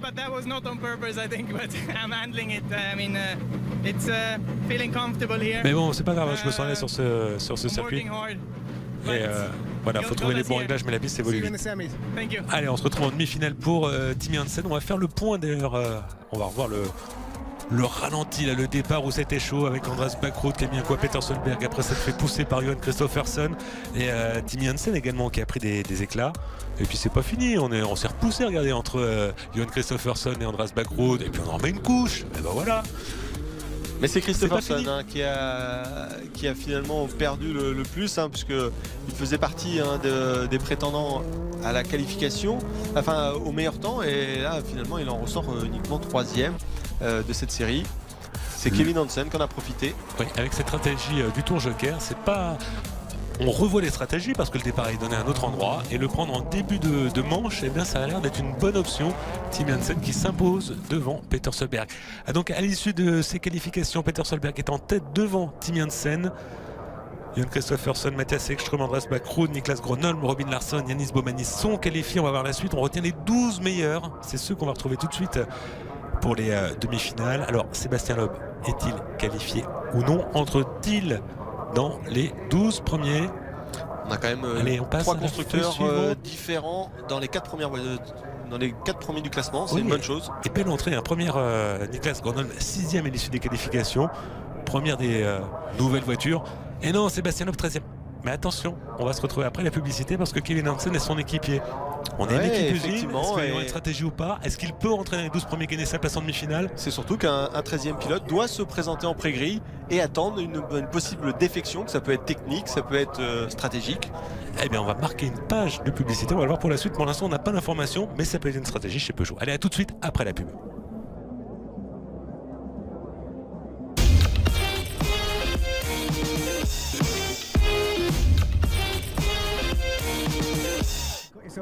Et nous sommes à Barcelone pour la première manche du championnat du monde de rallycross. On entame les phases finales. Ici en compagnie de Mathias Ekström, 2 fois vainqueur ici. On a eu du mal nous au départ pendant les qualifications. Alors que les Volkswagen et les Peugeot démarrent bien. Et déjà la première chose c'est négocier le premier virage et voir quel rythme nous avons. Très pragmatique, Mathias Ekström la donne. Pour ces demi-finales, il va falloir faire 6 tours avec un passage obligatoire par le tour Joker, plus si on a fait un faux départ, ce que l'on ne souhaite à personne. Et à l'issue de ces 6 tours de course, les 3 premiers classés seront qualifiés pour la finale. En première ligne, on va trouver Johan Kristofferson. À ses côtés, Peter Solberg, Peter Solberg, oui, les équipiers de chez Peugeot. Peter Solberg, Johan Kristofferson, Andreas Backrud, Robin Larsson sur la deuxième ligne, Timur Timerzianov, Gerlin Chichery, pneu neuf chez le PSRX, donc les polos officiels pour Kristofferson et Peter Solberg. Andreas Backrud, Robin Larsson sur la deuxième ligne avec pneu neuf également pour les 2 Suédois. C'est l'avantage d'avoir eu un samedi pluvieux. Le Norvégien et le Suédois, pardon. Et là, à nouveau, des pneus neufs, comme on le disait, ils ont le droit à un nombre de pneus maximum par week-end. Et leur quota a été positif, puisque hier, ils ont utilisé surtout les pneus pluie. Voilà, ils ont le droit à 12 pneus secs et 12 pneus pluie par meeting, mais pour l'ensemble de la compétition, y compris les séances d'essai et les séances de mise en jambe. Et pour les premières épreuves pour les 3 premières épreuves. Ensuite, il faudra, dans ce stock, on n'aura que 8 pneus neufs et 4 pneus déjà utilisés.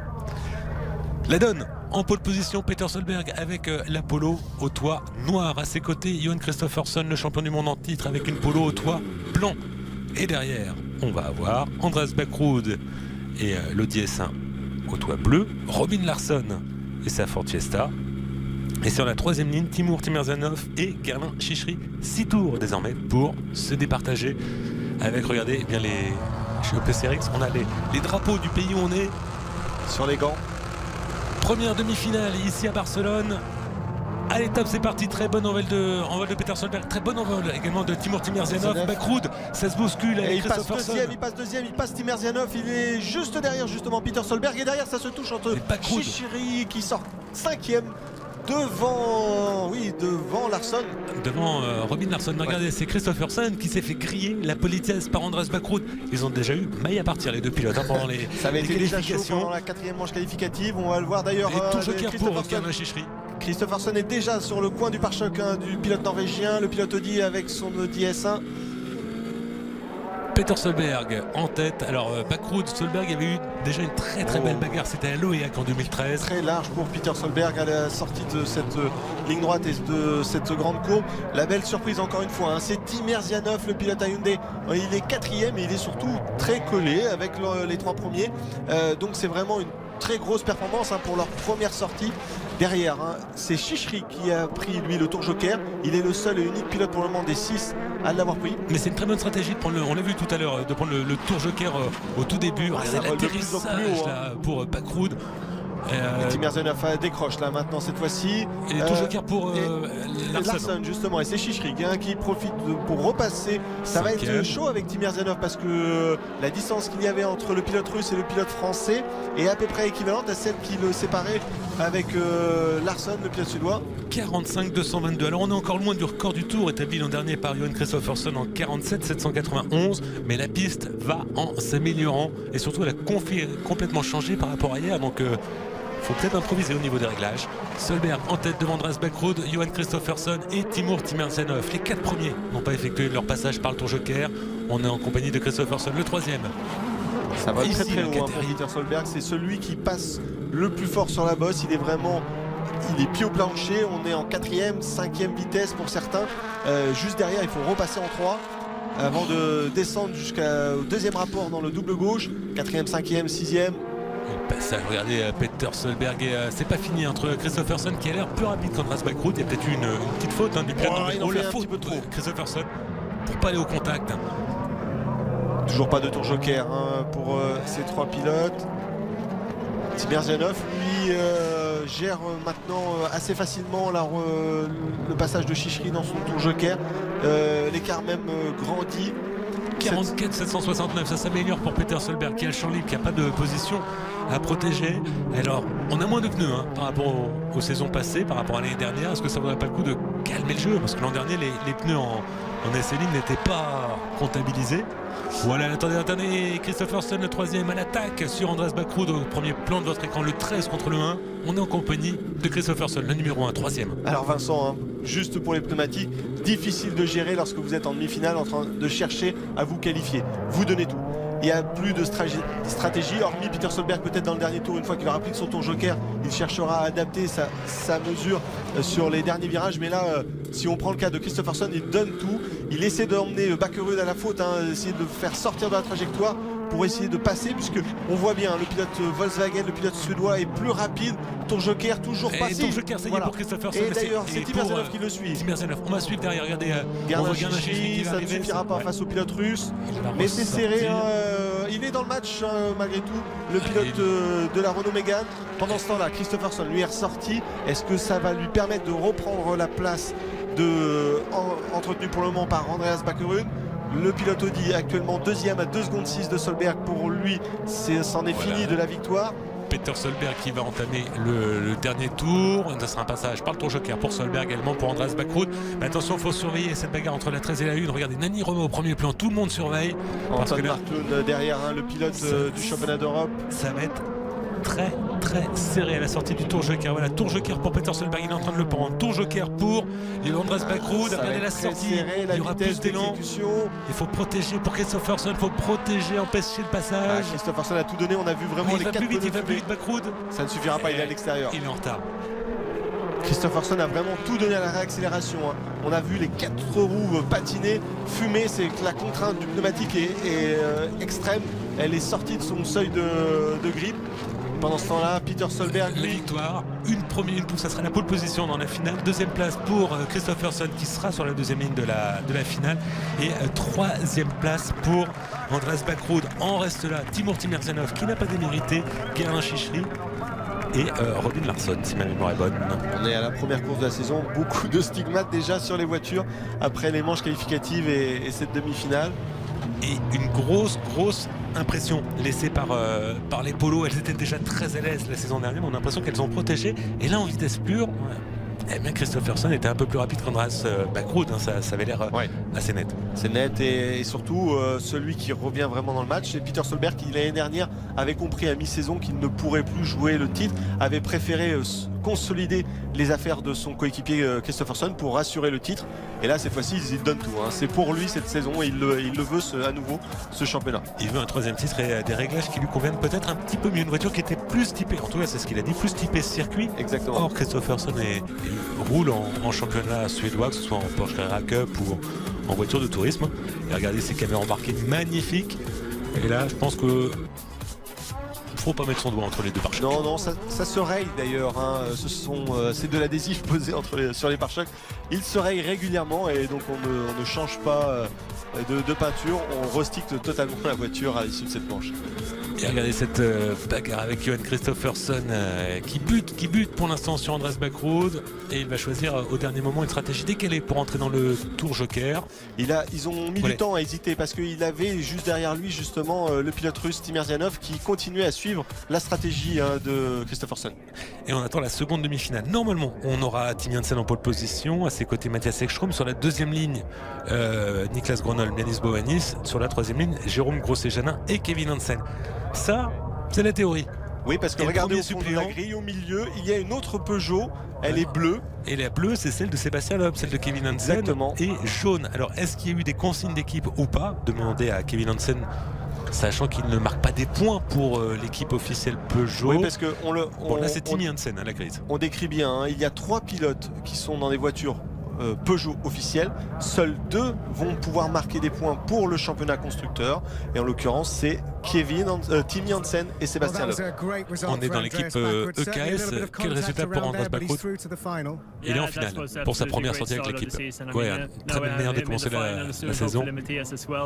Et j'espère qu'on va pouvoir retrouver Mathias également en finale.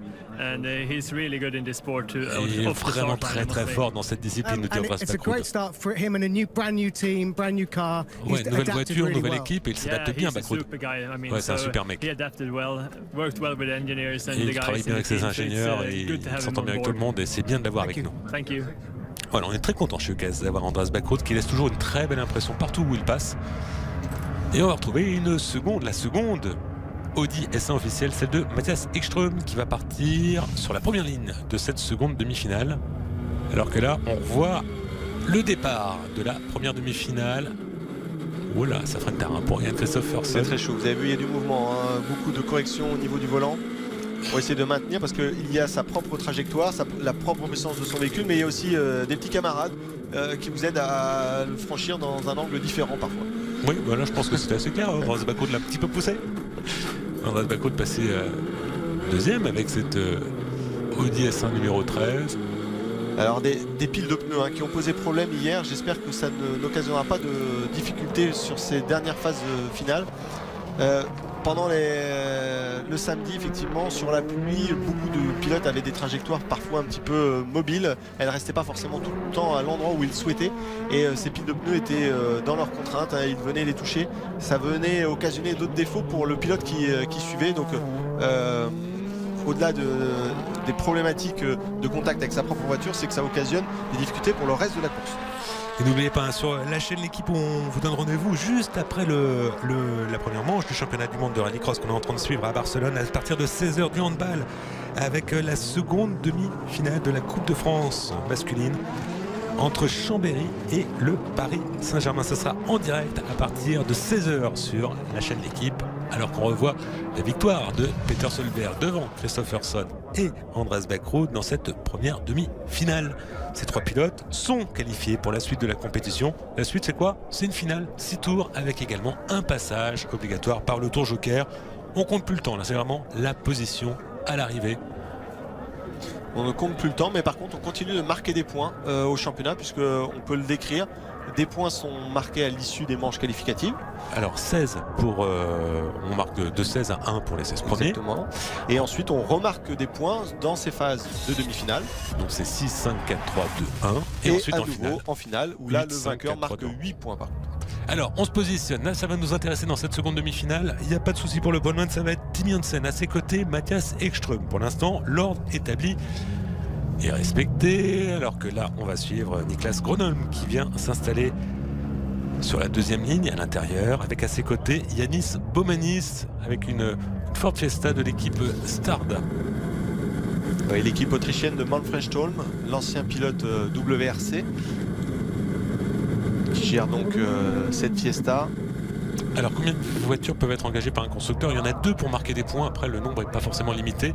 Ça se positionne également pour Jérôme Grosset-Janin, donc les 2 Mégane en finale pour leur première sortie. Mais ce qui nous intéresse sur la 6e et dernière place sur la grille de départ, alors que là on chauffe les pneus du côté de Mathias Ekström. Est-ce que c'est bien Kevin Hansen avec la Peugeot 208 jaune, ou est-ce que c'est Sébastien Loeb? Donc pour préciser, la question posée par les internautes sur le nombre de voitures engagées. Par contre, on peut changer de pilote au cours de saison. C'est-à-dire qu'il y a 2 voitures effectivement par équipe, mais chaque équipe peut avoir à moduler son package de pilotes. Alors, Tim Janssen, Mathias Ekström, on vous l'a dit, la pole pour Tim Janssen qui part avec 4 pneus neufs, 2 pneus neufs seulement pour Mathias Ekström qui a décidé de les monter à l'avant de son Audi S1. Alors quand on dit vieux pneus, ça veut pas dire totalement usé. Oh, ils ont 4 tours. Niklas Gronholm, lui, part avec des pneus qui ont déjà servi, contrairement à Yanis Bomanis, lui qui part avec 4 gommes neuves. Et c'est bien Sébastien Loeb, 2 Français sur la 3e et derrière ligne, avec Jérôme Grosset-Janin qui part avec 4 pneus neufs et Sébastien Loeb également avec 4 pneus neufs. On avait un doute parce que bon, on s'était dit c'est possible, étant donné quand on a des pilotes 12e et 13e, on peut choisir. Là, le choix a été fait chez Peugeot. C'est une stratégie. À moins qu'il y ait eu un problème sur la voiture de Kevin, mais je pense que c'est plutôt une stratégie. La voiture de Kevin Hansen était présente sur la grille de départ. C'est totalement logique vis-à-vis du constructeur. Peugeot engage 2 voitures pour jouer un titre, que ce soit pilote ou constructeur. C'est normal qu'ils choisissent. Pilote et constructeur. Et c'est Sébastien Loeb qui marque des points au championnat constructeur. Donc il marque des points pour lui, mais il marque des points également pour Peugeot. Exactement. Avec des évolutions qui vont arriver dans le courant de l'année. Donc en seconde moitié de saison, donc là faut essayer de faire le dos rond d'après ce qu'on a compris en début de saison. C'est pas une question de hiérarchie, même si on comprend que Sébastien Loeb est le pilote numéro 1, mais Kevin Hansen ne marque pas de points pour le championnat constructeur, en l'occurrence pour Peugeot. Et bien voilà, on s'en doutait, en tout cas c'est fait. Il n'empêche que si on veut se qualifier et se retrouver en finale, pour Sébastien Loeb, la tâche est très difficile. Surtout 6e et dernier, il faut remonter dans les 3 premiers, surtout que devant le rythme. Surtout qu'on a vu que cette ligne droite est très courte, que de partir de l'extérieur c'est plus compliqué de recroiser la trajectoire, puisque derrière l'enchaînement est extrêmement serré. On a une piste qui est dans ses configurations FIA, sur la grille de départ, mais très rapidement elle se resserre lorsqu'on arrive sur la portion de terre et il n'y a pas de passage double. On est obligé de se remettre l'un derrière l'autre. Donc ça va être compliqué pour Sébastien Loeb, mais pour tous les autres, puisqu'on l'a vu tout à l'heure, de partir en première ligne comme pour Christopherson ne suffit pas de sortir devant. Et on la voit, la voiture de Kevin Hansen qui est au fond derrière, sous la petite tente qui est complètement à gauche de votre écran, juste derrière la Peugeot de Sébastien Loeb, complètement à gauche de votre écran. À droite, c'est celle de Tim Janssen. Et peut-être que la surprise nous viendra de Gronholm en deuxième ligne. Allez, c'est parti pour 6 tours de course. Alors tout de suite, très bon départ de Bomanis, regardez à l'intérieur de Jérôme Grosset-Janin qui vient se mettre à l'intérieur de deuxième. Il est deuxième, Grosset-Janin derrière Kevin Hansen avec une voiture qui frotte. Attention, Bomanis là qui a bousculé un petit peu tout le monde. Bomanis, il a tout tenté Sébastien Loeb sur Ekström, et c'est Gronholm qui passe 4e. Ekström 5e pour l'instant. Est-ce qu'il n'y a pas un souci pour le pilote suédois qui était en première ligne? Il y a du pare-choc qui frotte sur les roues. On le voit sur l'arrière de Tour joker pour Niklas Gronholm, tour joker également pour Sébastien Loeb. Alors Niklas Gronholm, c'est le fils de Marcus Gronholm avec qui s'est battu pendant des années Sébastien Loeb en mondial en championnat du monde de rallye. Il y a Il quelques n'y instants. a pas un souci, regardez, ça frotte à l'avant-droit sur le DS1. Mais ça frotte de partout, hein. On l'a vu, ça a touché un petit peu partout. C'est le cas d'ailleurs de Timmy Hansen sur sa roue arrière gauche, lui qui a également un contact sur le pare-choc. La voiture la plus propre actuellement, c'est celle de Jérôme Grosjean, le pilote de Haute-Savoie avec du team JCK qui est actuellement deuxième. Baumanis qui est lui troisième avec la Fiesta. On est à l'intérieur de la voiture de Mathias Ekström. On verra le départ de Mathias Ekström, c'était bizarre de se décaler complètement à droite de la piste pour un virage qui tourne à gauche. Tour Joker. Il a peut-être cherché justement à éviter le contact pour prendre de la vitesse à la sortie de cette courbe. Pour Baumanis. Et Baumanis qui repasse Sébastien Loeb à la sortie. À la vitesse, mais c'est peut-être pas fini. Mais il va peut-être refaire le freinage. Non, ça va être dur, passe pas.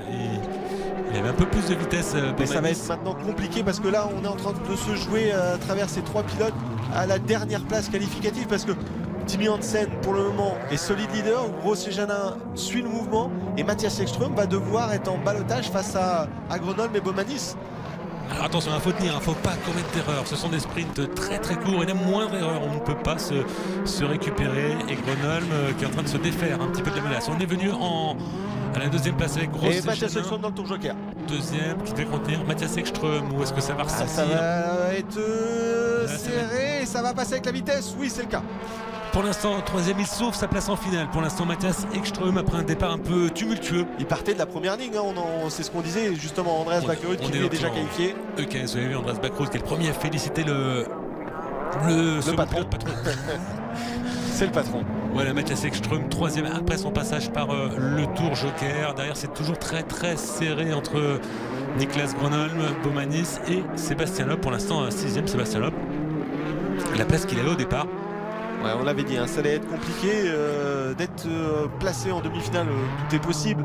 C'est facile. Tour Joker pour Jérôme Grosjean, c'était le bon moment pour le faire. C'est Ekström, hein, peut-être qu'il va ressortir deuxième. Ça va pas suffire pour Jérôme Grosjean face à Baumanis, à Grenoble. Si à l'extérieur, il se touche.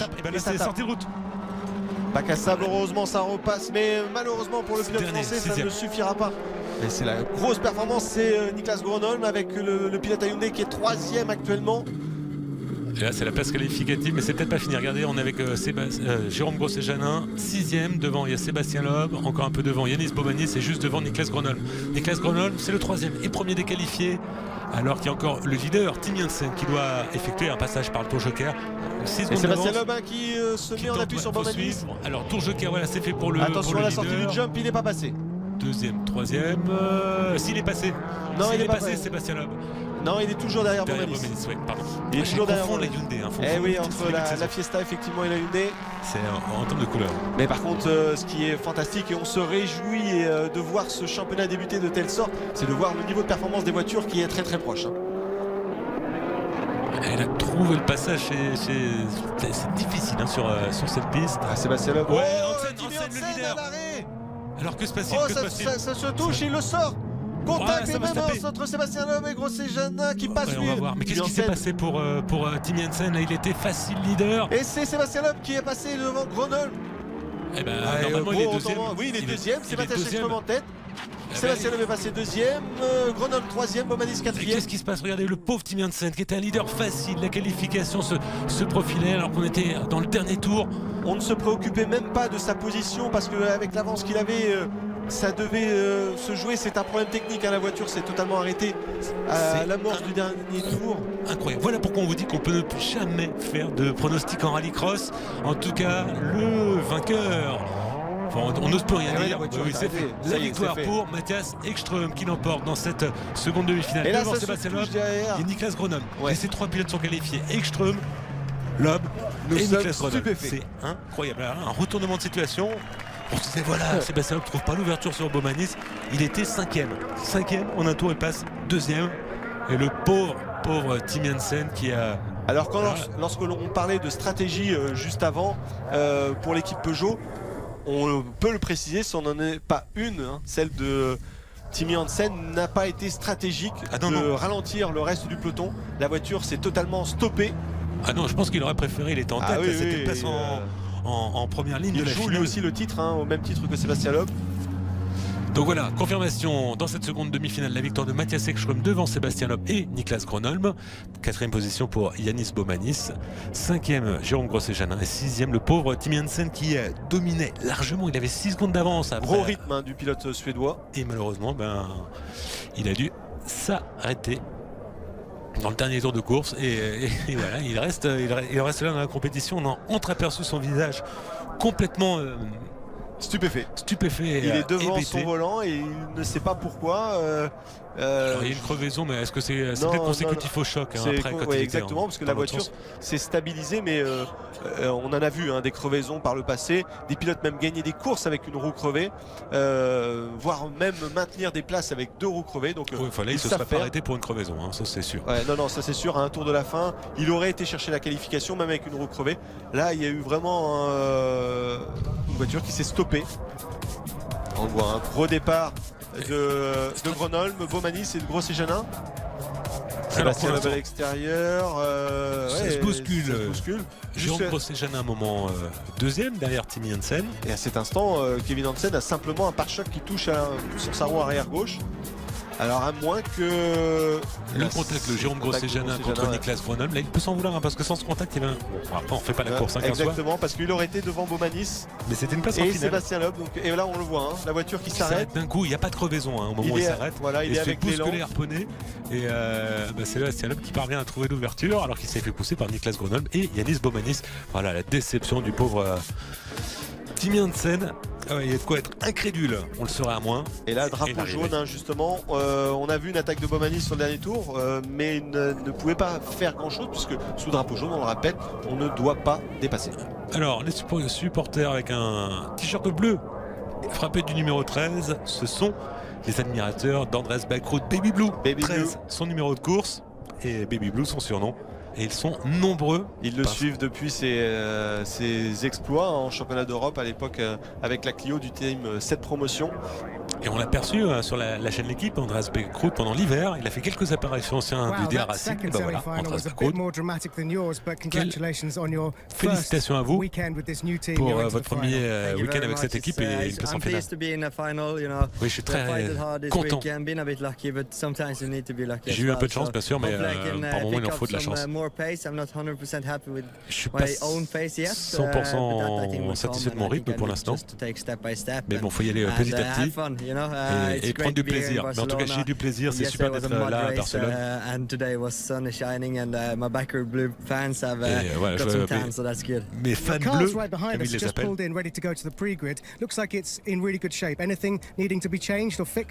Il y a des changements à faire avant la finale. Votre voiture est en bon état. Moi j'ai envie de secouer du champagne, donc voilà, il faut qu'on trouve des trucs pour que la voiture soit encore plus rapide, nous dit Andrés Backrut. Et l'image entre les deux frères Hansen, il y a Kevin à gauche avec les lunettes qui n'a pas pris le départ, et Tim Jensen regarde, il pleure, il était en tête et il comprend pas, ça s'est coupé. Une grosse déception pour Tim Jensen. Quand vous passez tout l'hiver à attendre ce retour à la compétition, vous êtes préparé physiquement, ces deux jeunes pilotes, ces deux frères se motivent tout l'hiver au milieu de leur Suède natale pour préparer cet événement, et là c'est vrai que c'est la grosse déception parce qu'il avait fait le job, Tim Jensen. Ah oui, il était largement en tête. Allez, on revoit le départ en tout cas en compagnie de Mathias Ekström. Avec un départ un peu compliqué, alors que oui, je pense qu'il y a eu un contact dans le pare-choc arrière de Tim Jensen. Le passage de Baumanis, le freinage, vous avez vu à quel point ça peut surprendre, et voilà pourquoi Mathias Ekström avait reculé si rapidement. Et Niklas Gronholm également, on avait profité. Motivé, Yanis Baumanis. Et là, dans ces conditions, on se dit, mais c'est impossible pour Mathias Ekström sur une piste où on n'a quasiment pas vu de dépassement, c'est impossible de s'imposer. Et ainsi, ça va être possible. D'une part, grâce à la stratégie du Tour Joker, qu'il faut bien employer, et également des faits de course, il faut reconnaître. On parlait de Baumanis, son petit frère qui lui roule en Super 1600 avec une Skoda Fabia et qui a dominé l'ensemble du week-end. Catégorie où on retrouve deux Français, Maximilien Evenot et Jimmy Terpereau, sur leur Citroën C2, qui ont fait un très gros meeting. On n'a pas encore le résultat de la finale, mais ils étaient vraiment très bien partis pour à l'issue des manches qualificatives. Et on va s'intéresser à la finale du championnat d'Europe RX où il va y avoir Jean-Baptiste Dubourg, un pilote français qui va être sur la deuxième ligne pour sa première sortie. On l'avait connu au volant d'une Peugeot 208, d'une Citroën DS3. Et bien là, il roule avec une Clio de l'équipe G-Force. Elle est sur la deuxième ligne, gauche de votre écran, couleur un peu arc-en-ciel. Alors qu'en pole position, eh bien, on retrouve le champion du monde en titre, le champion d'Europe, le champion du monde, le champion d'Europe en titre, Anton Marklund, avec la Polo frappée du numéro 92, et Reinis Nitis, un ancien du championnat du monde, qui lui est en pole position avec la Ford Fiesta. On va revoir justement les images de l'année dernière, où c'était Marklund qui s'était imposé. Là, on le voit ici en Suède d'ailleurs, à la sortie du long jump. Il a complètement dominé la saison. J'étais très fier de ce titre. Je suis notamment parce que l'équipe a réalisé l'an dernier. On a montré une belle régularité sur l'ensemble des 5 courses. Et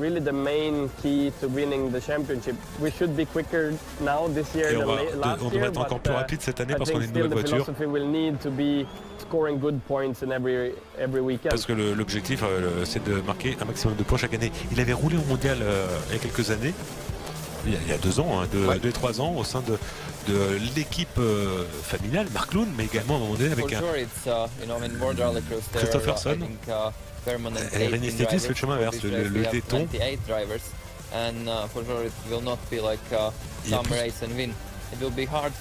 Ça va être une certaine bagarre difficile, Reinis Nitis. Le moindre petit détail va compter. Et j'ai Topi Ekinen, c'est mon chef d'équipe, mon team manager. Donc lui a été vice-champion du monde en 2014. Ça va m'aider. Bon, bien sûr, je ressens un peu de pression de leur part. Je pense que ça va être de sérieux rivaux, mais on a bien travaillé pendant l'hiver. Et on espère pouvoir remporter le championnat cette année. Ben, ça tombe bien parce que on retrouve Reinis Nitis en pole position à la Ford Fiesta, avec la Ford Fiesta blanche et rouge qui est à droite de votre écran, et Anton Marklund sur la première ligne. Donc les 2 jeunes pilotes ont été au rendez-vous. 2 pilotes de niveau mondial qui sont venus pour des raisons économiques et qui n'avaient pas trouvé de structure officielle.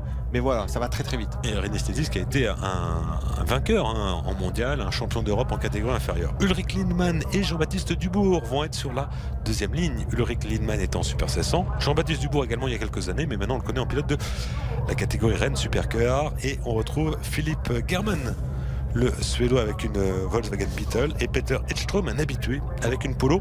Un championnat d'Europe où il y aura 5 rendez-vous. L'Espagne, il y aura également la Belgique, ce sera le 13 mai sur la piste de Mété. La Suède à Oliès le 1er juillet. Loyac en France le 2 septembre. Et Riga en Lettonie pour conclure la saison le 16 septembre. La règle est la même. 6 tours de course, un passage par le tour Joker. Et attention, le mauvais départ pour Marklund. Et qui c'est Et c'est Edström à l'extérieur ici qui vient en contact avec Lindmann. C'est Nitis qui est sorti en tête avec la Ford Fiesta. Lindmann 2e, Edström 3e. Jean-Baptiste Dubourg est 4e et justement Marklund le favori est 5e. Marklund et Peter Edström est 6e. Alors nouvelle voiture, c'est Jean-Baptiste Dubourg, justement la seule ici du plateau. Tour Joker pour Jean-Baptiste Dubourg. D'une voiture nouvelle génération.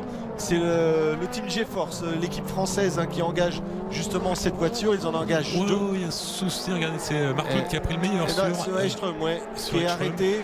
On voit beaucoup de changements puisque ça bénéficie à Jean-Baptiste Dubourg qui a déjà pris son tour Joker. Nitis lui en tête, Lindmann était 2e. Et Edström vient de perdre sa 3e place. Ça a beaucoup de mouvements déjà dans ce premier tour. Il est vraiment arrêté. Edström. D'ailleurs, Jean-Baptiste Dubourg passe en 4e position, seul à avoir pris le tour Joker des 4 premiers. German également avec la Volkswagen. Oui, mais il est 6e, donc il est moins bien placé justement face au pilote français. Nitis, tour Joker, c'est fait pour Lindmann. Marklund. Il cherche à défendre sa 2e place. Ça va être compliqué. Ça va être très serré la sortie. Jean-Baptiste Dubourg qui veut rester il faut qu'il recherche l'attention. Ça va taper. Ça a tout. Ouais, il part à la faute. Lindman va... Non, il a le droit, récupère. Lindman. Ouais, c'était très chaud. Il est resté soudé, hein, il est resté donc accéléré à fond. Oui, il C'est a le réussi terme. à ramener la voiture, mais j'ai cru qu'il allait emporter peut-être Jean-Baptiste Dubourg en retour. En Ouais, tout cas, on retrouve Lindman. Mais ça n'a pas payé. Il a voulu protéger sa position par rapport à Jean-Baptiste Dubourg. Première sortie de cette Clio GeForce. Ouais, Toujours un peu sous la houlette de Garin Chichery, mais fabriqué Toujours non pas Garin par Chichery ProDrive. à nouveau. Effectivement, le pilote français s'est investi énormément dans la catégorie et donc il a développé avec ProDrive 2 voitures pour le championnat du monde et avec le team GeForce 2 voitures pour le championnat de France et d'Europe. Une voiture qu'on va retrouver justement en France avec Garin Chichery. Mais attention, on fait patiner les chevaux du côté de Jean-Baptiste Dubourg. Là, on suit pour l'instant Anton Markloun qui a raté son départ, qui est revenu à la deuxième place. Mais attention, aussi bien Markloun que le leader, Renis Nitis, ici à l'écran, n'ont pas observé leur passage par le Tour Joker, au contraire de Jean-Baptiste Dubourg. Et les 2 favoris de ce championnat d'Europe sont présents. Nitis avec cette Ford Fiesta, il aura été justement dans ce trio de tête tout le long des manches qualificatives, que ce soit sur des conditions humides ou sur le sec aujourd'hui. Il veut se refaire, Renis Nitis, après une saison un petit peu compliquée l'année dernière. Alors il parlait tout à l'heure de son coach, c'est Topi Heikkinen, le pilote finlandais justement. Ils se connaissent forcément, ce sont des pilotes qui ont roulé chez cette promotion. Et ils étaient l'an passé équipiers Ils chez étaient EKS. équipiers chez EKS effectivement de Mathias Ekström. Oh, le freinage ici de Marc. Magnifique Markloun et son style de pilotage. Et il a retrouvé, c'est ce qu'il disait l'an dernier, le plaisir de se faire, la sensation de se faire plaisir. C'est là où arrivent souvent les résultats. Ce qu'il n'avait plus en mondial parce que c'était un petit peu compliqué avec les courses qui s'enchaînaient avec les désillusions. C'est un jeune pilote, il a également peut-être Exactement. gagné en maturité. On lui a demandé beaucoup très tôt de gros investissements autour de Markloun. Et c'est vrai que le championnat était peut-être d'une catégorie, le championnat du monde était peut-être une catégorie trop importante pour lui à cette époque. Mais il a progressé depuis. Il revient Anton Markloun, l'écart qui est passé sous les 3 secondes. Mais j'ai l'impression qu'on est parti sur. Est-ce qu'on est parti sur la même stratégie? Encore 2 tours. Alors, est-ce que Anton Markloun va attendre le tout dernier moment pour effectuer son passage par le Tour Joker? Jean-Baptiste Dubourg, toujours 3e, mais l'écart va être compliqué à combler, même s'il a déjà fait son Tour Joker. On a près de 3 secondes d'écart entre Markloun et Dubourg. Oui, on a vu tout peu arriver. On Oui, a vu tout à l'heure avec effectivement. Lindman. Mais sur un tour normal, l'écart se joue un peu moins de 2 secondes, justement, entre le tour traditionnel et le Tour Joker. Lindman, lui, est justement 4e derrière Garman avec cette New Beetle de Père Clown. La coccinelle à Barcelone. Allez, Tour Joker pour le leader, Renis Nitis, au premier plan de votre écran. Tour Joker également pour Anton Markloun. Donc là, on se marque pour Voilà. l'instant. Et Jean-Baptiste Dubourg, Ah, lui, ça va être qui un peu arrive, tard. Il va voilà, conserver c'est la un peu 3e de place. retard, mais pour le moment, c'est une 3e. Et c'est un podium. Extrêmement belle performance. Et du team prometteuse français. pour la sortie de cette voiture. Première course de cette nouvelle Clio. Et déjà un podium en Europe. Alors, on attendait Renis Nitis, on attendait Anton Markloun, les leaders. Eh bien, peut-être qu'on se disait que ça allait prendre un peu plus de temps pour, non pas Jean-Baptiste Dubourg, il a déjà fait un podium en mondial à l'OEAC, mais en tout cas, c'est fait la victoire de Renis Nitis devant Anton Markloun. 3e, Jean-Baptiste Dubourg. Très belle performance, effectivement, pour les 2 favoris, on s'en doutait, mais très belle performance du pilote français et du team GeForce. Stéphane Auré, le team manager, doit être rassuré sur le développement de cette voiture. Comme on le disait, il y a encore un mois, elle faisait ses premiers tours de piste. On en verra 3 en France. Vous pourrez revoir d'ailleurs sur la chaîne équipe, puisque tout le championnat de France sera diffusé. Et complètement sur comme les deux saisons dernières. Exactement. Avec, vous allez voir, un plateau qui est en train de grimper en puissance. Il est en train de se construire, mais les échos sont très très prometteurs. Ça montre le niveau d'ailleurs du championnat de France, puisque ces voitures que l'on retrouve ici dans les temps du mondial. Peter Ekström, lui qui rentre au ralenti, il avait un 40 secondes de retard, il est en train de franchir la ligne d'arrivée, mais voilà, très difficilement. Peut-être un problème de turbo, de boîte de vitesse, enfin la voiture est... Mais alors pourquoi aller jusqu'au bout? Parce que pour avoir le point, Pour les être points, classé, exactement. parce que voilà, 6e, c'est malgré tout un point, un abandon, c'est 0 point. Exactement, et puis le championnat d'Europe se dispute sur très peu d'épreuves. 5 manches seulement. Et donc les pilotes qui ne seront pas présents. Et donc voilà le classement de la finale avec Renis Nitis qui marque 8 points supplémentaires au championnat, ajouté aux 6 de la finale, de la demi-finale, pardon. Et en qualification, il était en tête, donc il fait carton plein, il marque 30 points, c'est le maximum possible, 16 en qualification. Alors beaucoup de Suédois, hein, mais aussi beaucoup de Français dans ce championnat d'Europe. Hein. On peut citer le frère de Jean-Baptiste Dubourg, Andrea, mais il y avait aussi Florent Béduneau, hein, qui avait fait une grosse performance puisqu'il était classé dans le top 5 tout le long du meeting. Et puis aussi Patrick Guilherme, Rodolphe Audran, voilà, des pilotes qui roulent habituellement au championnat de France, qui se sont mis au championnat d'Europe cette saison. Seul Jean-Baptiste Dubourg, lui, était en finale. Le team Dubourg, hein, qui est présent avec une voiture ce week-end, mais que l'on devrait voir à nouveau avec 208 à l'issue de la prochaine épreuve. Allez, on se positionne pour cette dernière course du meeting. On va connaître le nom du grand vainqueur, la finale de cette première manche du championnat du monde de Rallycross 2018 à Barcelone, avec en pole position Peter Solberg. À ses côtés, un autre champion du monde, Mattias Ekström. Sur la deuxième ligne, Johan Kristoffersson, encore un champion du monde.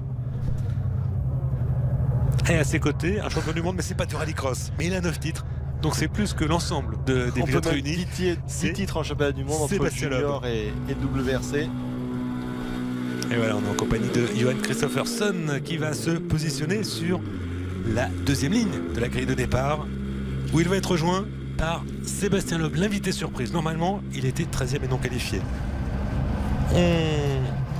Kevin Hensen lui a laissé sa place en demi-finale. Il en a fait bon usage. C'est clair que Peugeot ne regrette pas du tout sa stratégie.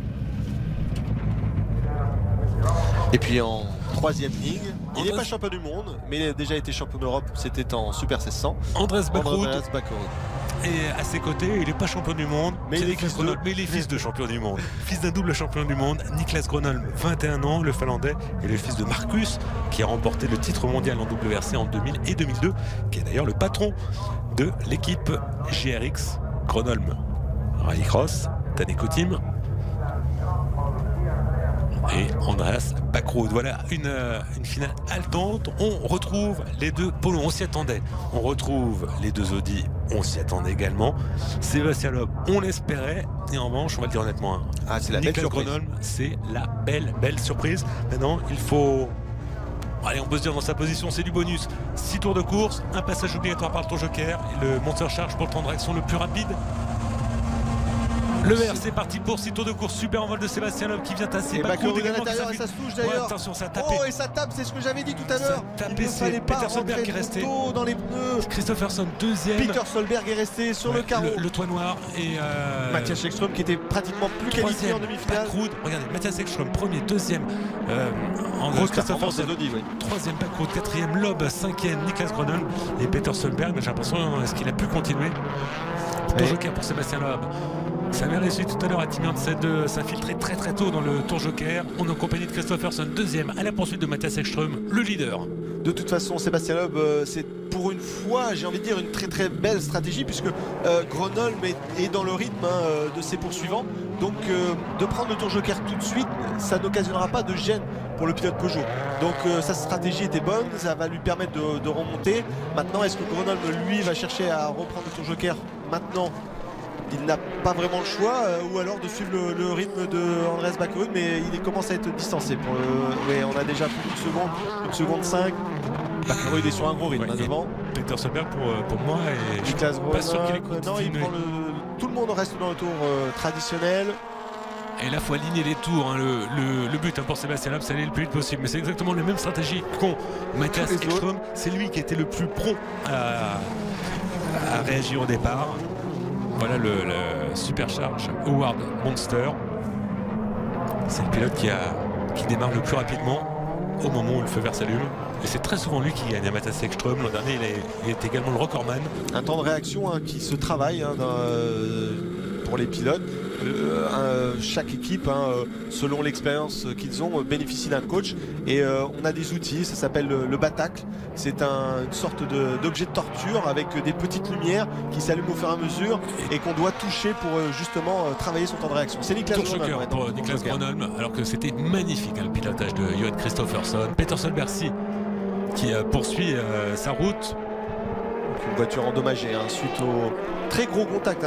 On en parlait tout à l'heure cette pile de pneus, elle peut poser problème si jamais on se resserre dessus. Et Kristoffersson qui revient sur les leaders. Matthias Ekström, il y a moins d'une seconde d'écart. Petit coup d'œil de Ekström dans le rétro. Alors là, ça va jouer à la stratégie du Tour Joker. Les pilotes sont reliés avec leurs spotters qui leur disent quel est le moment le plus important. Et là, il y a un gros coup à jouer. Là, il va falloir être bon du côté des spotters parce que la victoire, on est... il y a trois... Bien mené. Et là, Bakroud qui a hésité, vous l'avez vu, c'était peut-être le moment pour protéger son leader. Et on discute du côté des spotters, là, dans l'équipe EKS. Justement, entre les deux pilotes, c'est vraiment les trois éléments. Vous avez besoin d'un très très bon pilote, mais pour gagner, il faut qu'il soit dans une très très bonne voiture. Et aujourd'hui en rallycross, il faut un très très bon spotter. Si vous avez un mauvais coach, un mauvais spotter qui vous donne la bonne information, plus rapide, regardez, il hésite également Kristoffersson, mais il est plus rapide, c'est net. On a l'impression, il n'y a pas énorme, il n'y a pas un écart énorme, mais on a l'impression qu'il y a 6 dixièmes, une supériorité en termes de vitesse. On est en compagnie du champion du monde en titre, qui est à la poursuite de son prédécesseur. C'était en 2016 le titre pour Tour Joker pour Matthias Ekström. Très bonne stratégie. Justement, pour Kristoffersson, il faut y aller. Tour Joker pour c'est Sébastien Loeb qui va passer devant Bakroud. Est-ce qu'il va pouvoir récupérer la 3e position? C'est incroyable, la course, la remontada de Sébastien Loeb et la stratégie également de l'équipe Peugeot. Premier début officiel pour le personnel Peugeot. Bon, il y avait une course à Silverstone qui s'est ils étaient déjà un petit peu en doublon, c'est vrai, mais victoire et une 3e place, mais là. C'est l'investissement total de la marque au Lyon suite à son retrait du Paris-Dakar. Alors Kristoffersson, maintenant, il est en tête, mais il doit effectuer un passage par le Tour Joker. On est dans le dernier tour, il ne faut pas se rater. 2 secondes 6, ça va être extrêmement serré, quoi qu'il en soit. On est en compagnie du leader, du champion du monde en titre, Johan Kristoffersson. Alors pour l'instant, ça sera un Mathias avantage. Ekström a été très vite sur ce tour. Il a regagné 8 dixièmes. Et alors là, pour la vitesse pure, à l'arrivée, ça suffira pas, trop de retard. Ce sont 2 pistes à la il base. va tenter l'extérieur. Et il se fait bouchonner Mathias Ekström l'emmène dans le Matthias sale. Ekström qui est du métier, c'est un pistard. Le Suédois, c'est normal, c'est bonne guerre, on ferme les portes. Mais on peut compter sur lui pour lui fermer les portes.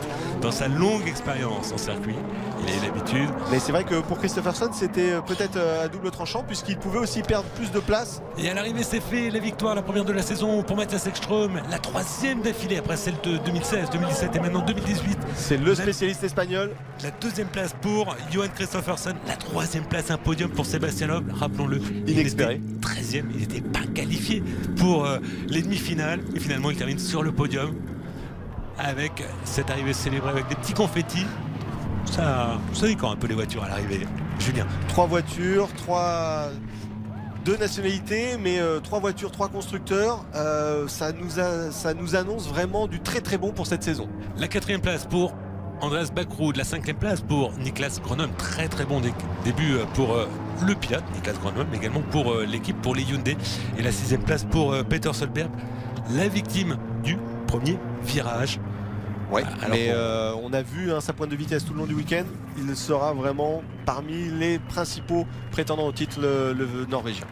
Alors là, Matthias Ekström qui a tout remporté dans cette finale. Le trophée qui n'est pas du meilleur goût, mais bon, c'est lui qui a démarré le plus vite, c'est lui qui a permis de s'imposer. La victoire en finale, donc la victoire dans le meeting. Très bon début également pour Johan Kristoffersson. Sébastien Loeb qui finalement c'était une bonne stratégie pour Peugeot avec le recul.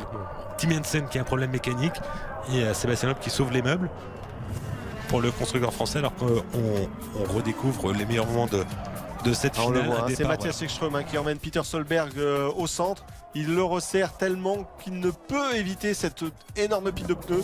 Et Peter Solberg repart, mais malheureusement avec trop de retard, il ne pourra pas revenir.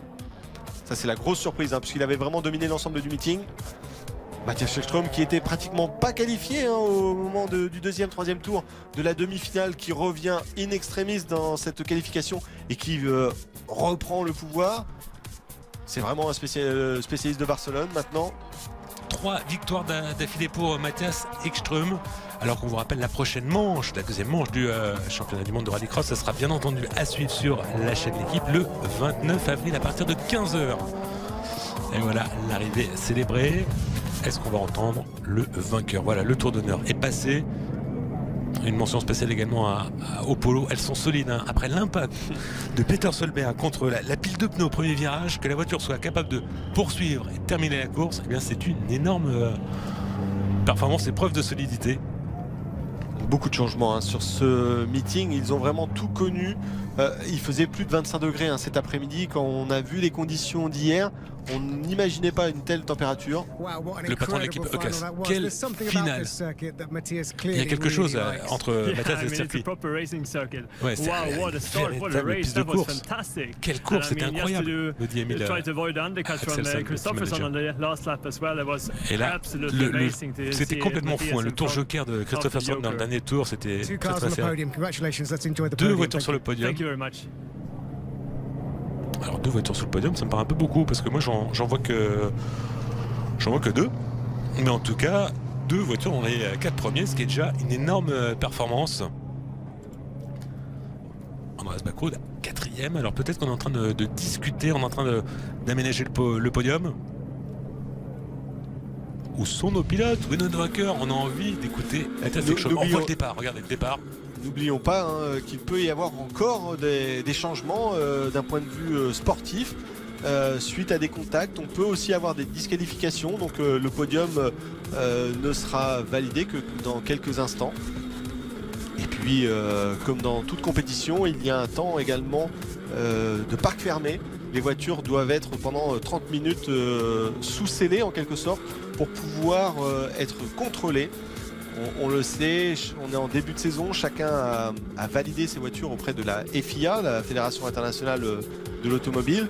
Mais bon, on a toujours des petites suspicions, chacun essaie d'exploiter le règlement au maximum. Regardez cette caméra embarquée avec Johan Christopherson, là c'est magnifique cette séance de pilotage. Très peu d'angle au volant, vous avez vu la voiture se pivote sur les freins, sur les freins. Quand je dis sur les freins, c'est-à-dire lorsqu'on amène cette voiture à pivoter grâce à la pression sur la pédale, mais également sur la deuxième section, le frein à main. Lorsqu'on a un petit peu de sous-virage, c'est-à-dire que le train avant glisse, on vient finaliser le pivot. Voilà, c'est ce que va faire un petit coup de frein à main de Christopherson pour être sûr de rentrer à l'axe au freinage ici et de rentrer sur la zone terre. Regardez, bien freiner la voiture. Même dès qu'il y a une accélération, on a l'impression que la voiture de Mathias Ekström s'en va complètement, mais simplement qu'on va beaucoup plus vite et une accélération absolument incroyable. On le répète, 0 à 100 c'est moins de 2 secondes. Et en termes de puissance, alors chez Audi on communique, mais bon, on va se méfier des chiffres. Les termes sont toujours un petit peu... Le DS1, on nous parle de 580 chevaux. On a entendu tout à l'heure Gerdin Chichery pour la Mégane nous parler de 650 chevaux. Oui, on est plutôt autour des 600 chevaux de façon raisonnée, puisque ensuite il y a les chevaux, on va dire, commerciaux. Et voilà, le vainqueur, Mathias Ekström. Vous avez tout fait pour emporter, attaqué, défendu. Ouais, c'était une finale très dure.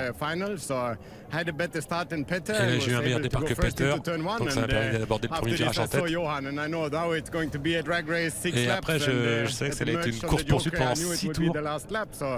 Donc il a attendu on était côte à côte pour le dernier virage. Après son passage par le tour joker, mais j'ai réussi à rester devant. Et ouais, quand je regardais par ma vitre, j'ai vu que Peter Solberg était derrière. J'ai pas vu ce qui s'est passé, je sais pas pourquoi. Bon, il a pas beaucoup d'imagination parce qu'il est un peu à côté, il l'a placé. Bien sûr, j'ai eu un petit contact avant le virage, mais je savais pas que c'était lui ou quelqu'un d'autre. Oui, Mathias Ekström. Bon, ça c'est l'explication à chaud entre pilotes. Il n'y a pas plus mauvaise foi qu'un pilote à chaud. Je sais pas ce qui est arrivé, j'ai senti un coup, il est parti à côté de moi et je savais pas que c'était lui. En tout cas, Mathias Ekström se retrouve provisoirement en tête du championnat à l'issue de la première manche avec 27 points, 3 unités d'avance sur Johan Christopherson, deuxième. Peter Solberg, grâce à ses points engrangés pendant les qualifications et les demi-finales, est troisième. Andreas Backrud, quatrième. Niklas Groenholm, cinquième. Sixième, Tim Jensen. Septième, Sébastien Loeb. Au terme d'un week-end où il a sauvé les meubles. Huitième, Yanis Boumanis. On va s'intéresser aux constructeurs ou... Bah non, on va écouter le deuxième. Johan Christopherson. Vous avez toujours faim, bien que vous soyez le champion de titre. Oui, on va repartir sur les mêmes bases que l'an dernier. J'ai eu un week-end difficile en partant à l'extérieur dans toutes mes manches qualificatives. Et j'ai tout poussé pour essayer de battre Mathias. Mais bon, on est très content de la deuxième place. Très déçu pour Peter Solberg. Alors, est-ce qu'on va entendre un petit mot chez les constructeurs, justement, PSRX, les polos sont en tête avec 1 point d'avance seulement sur EKS, ça s'annonce serré. Et puis à la troisième place, eh bien, le team Peugeot Total. Désormais, il n'y a plus le nom de scène dans cette équipe, avec 29 points devant GRX Taneco, ce sont les Hyundai de l'équipe Chronolm. GCK compétition de Garnachicherie 5e, juste devant Holzberg MSE. Alors, on aimerait bien entendre un petit mot de Sébastien Loeb, mais il y a un match de hand. Alors, est-ce qu'on va avoir le temps? Est-ce qu'on va le trouver, Sébastien Loeb? Il ne reste que quelques secondes à Sébastien Loeb. Non, ça va être le podium. Alors qu'on se prépare pour le podium, on va retrouver, on vous le rappelle, sur la première marche, Mathias Ekström, à ses côtés, 2e, Johan Kristoffersson, et 3e, Sébastien Loeb.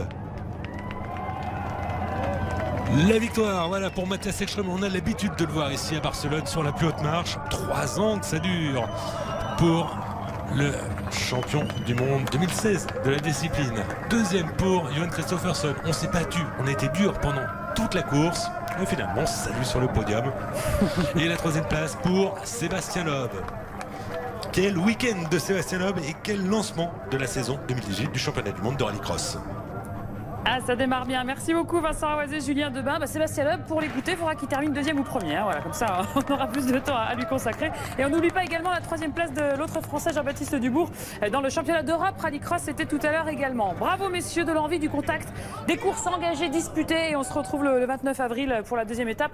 Ce sera au Portugal. Nous, on se retrouve dans quelques minutes parce que vous l'avez dit, il y a le handball, la demi-finale de Coupe de France entre Chambéry et l'Ogre PSG. Nous sommes dans le vestiaire savoyard justement avec les Chambériens qui sont à l'échauffement. Le coup d'envoi de ce match dans 5 minutes. Grosse ambiance attendue tout de suite au phare de Chambéry. On se retrouve après la pub.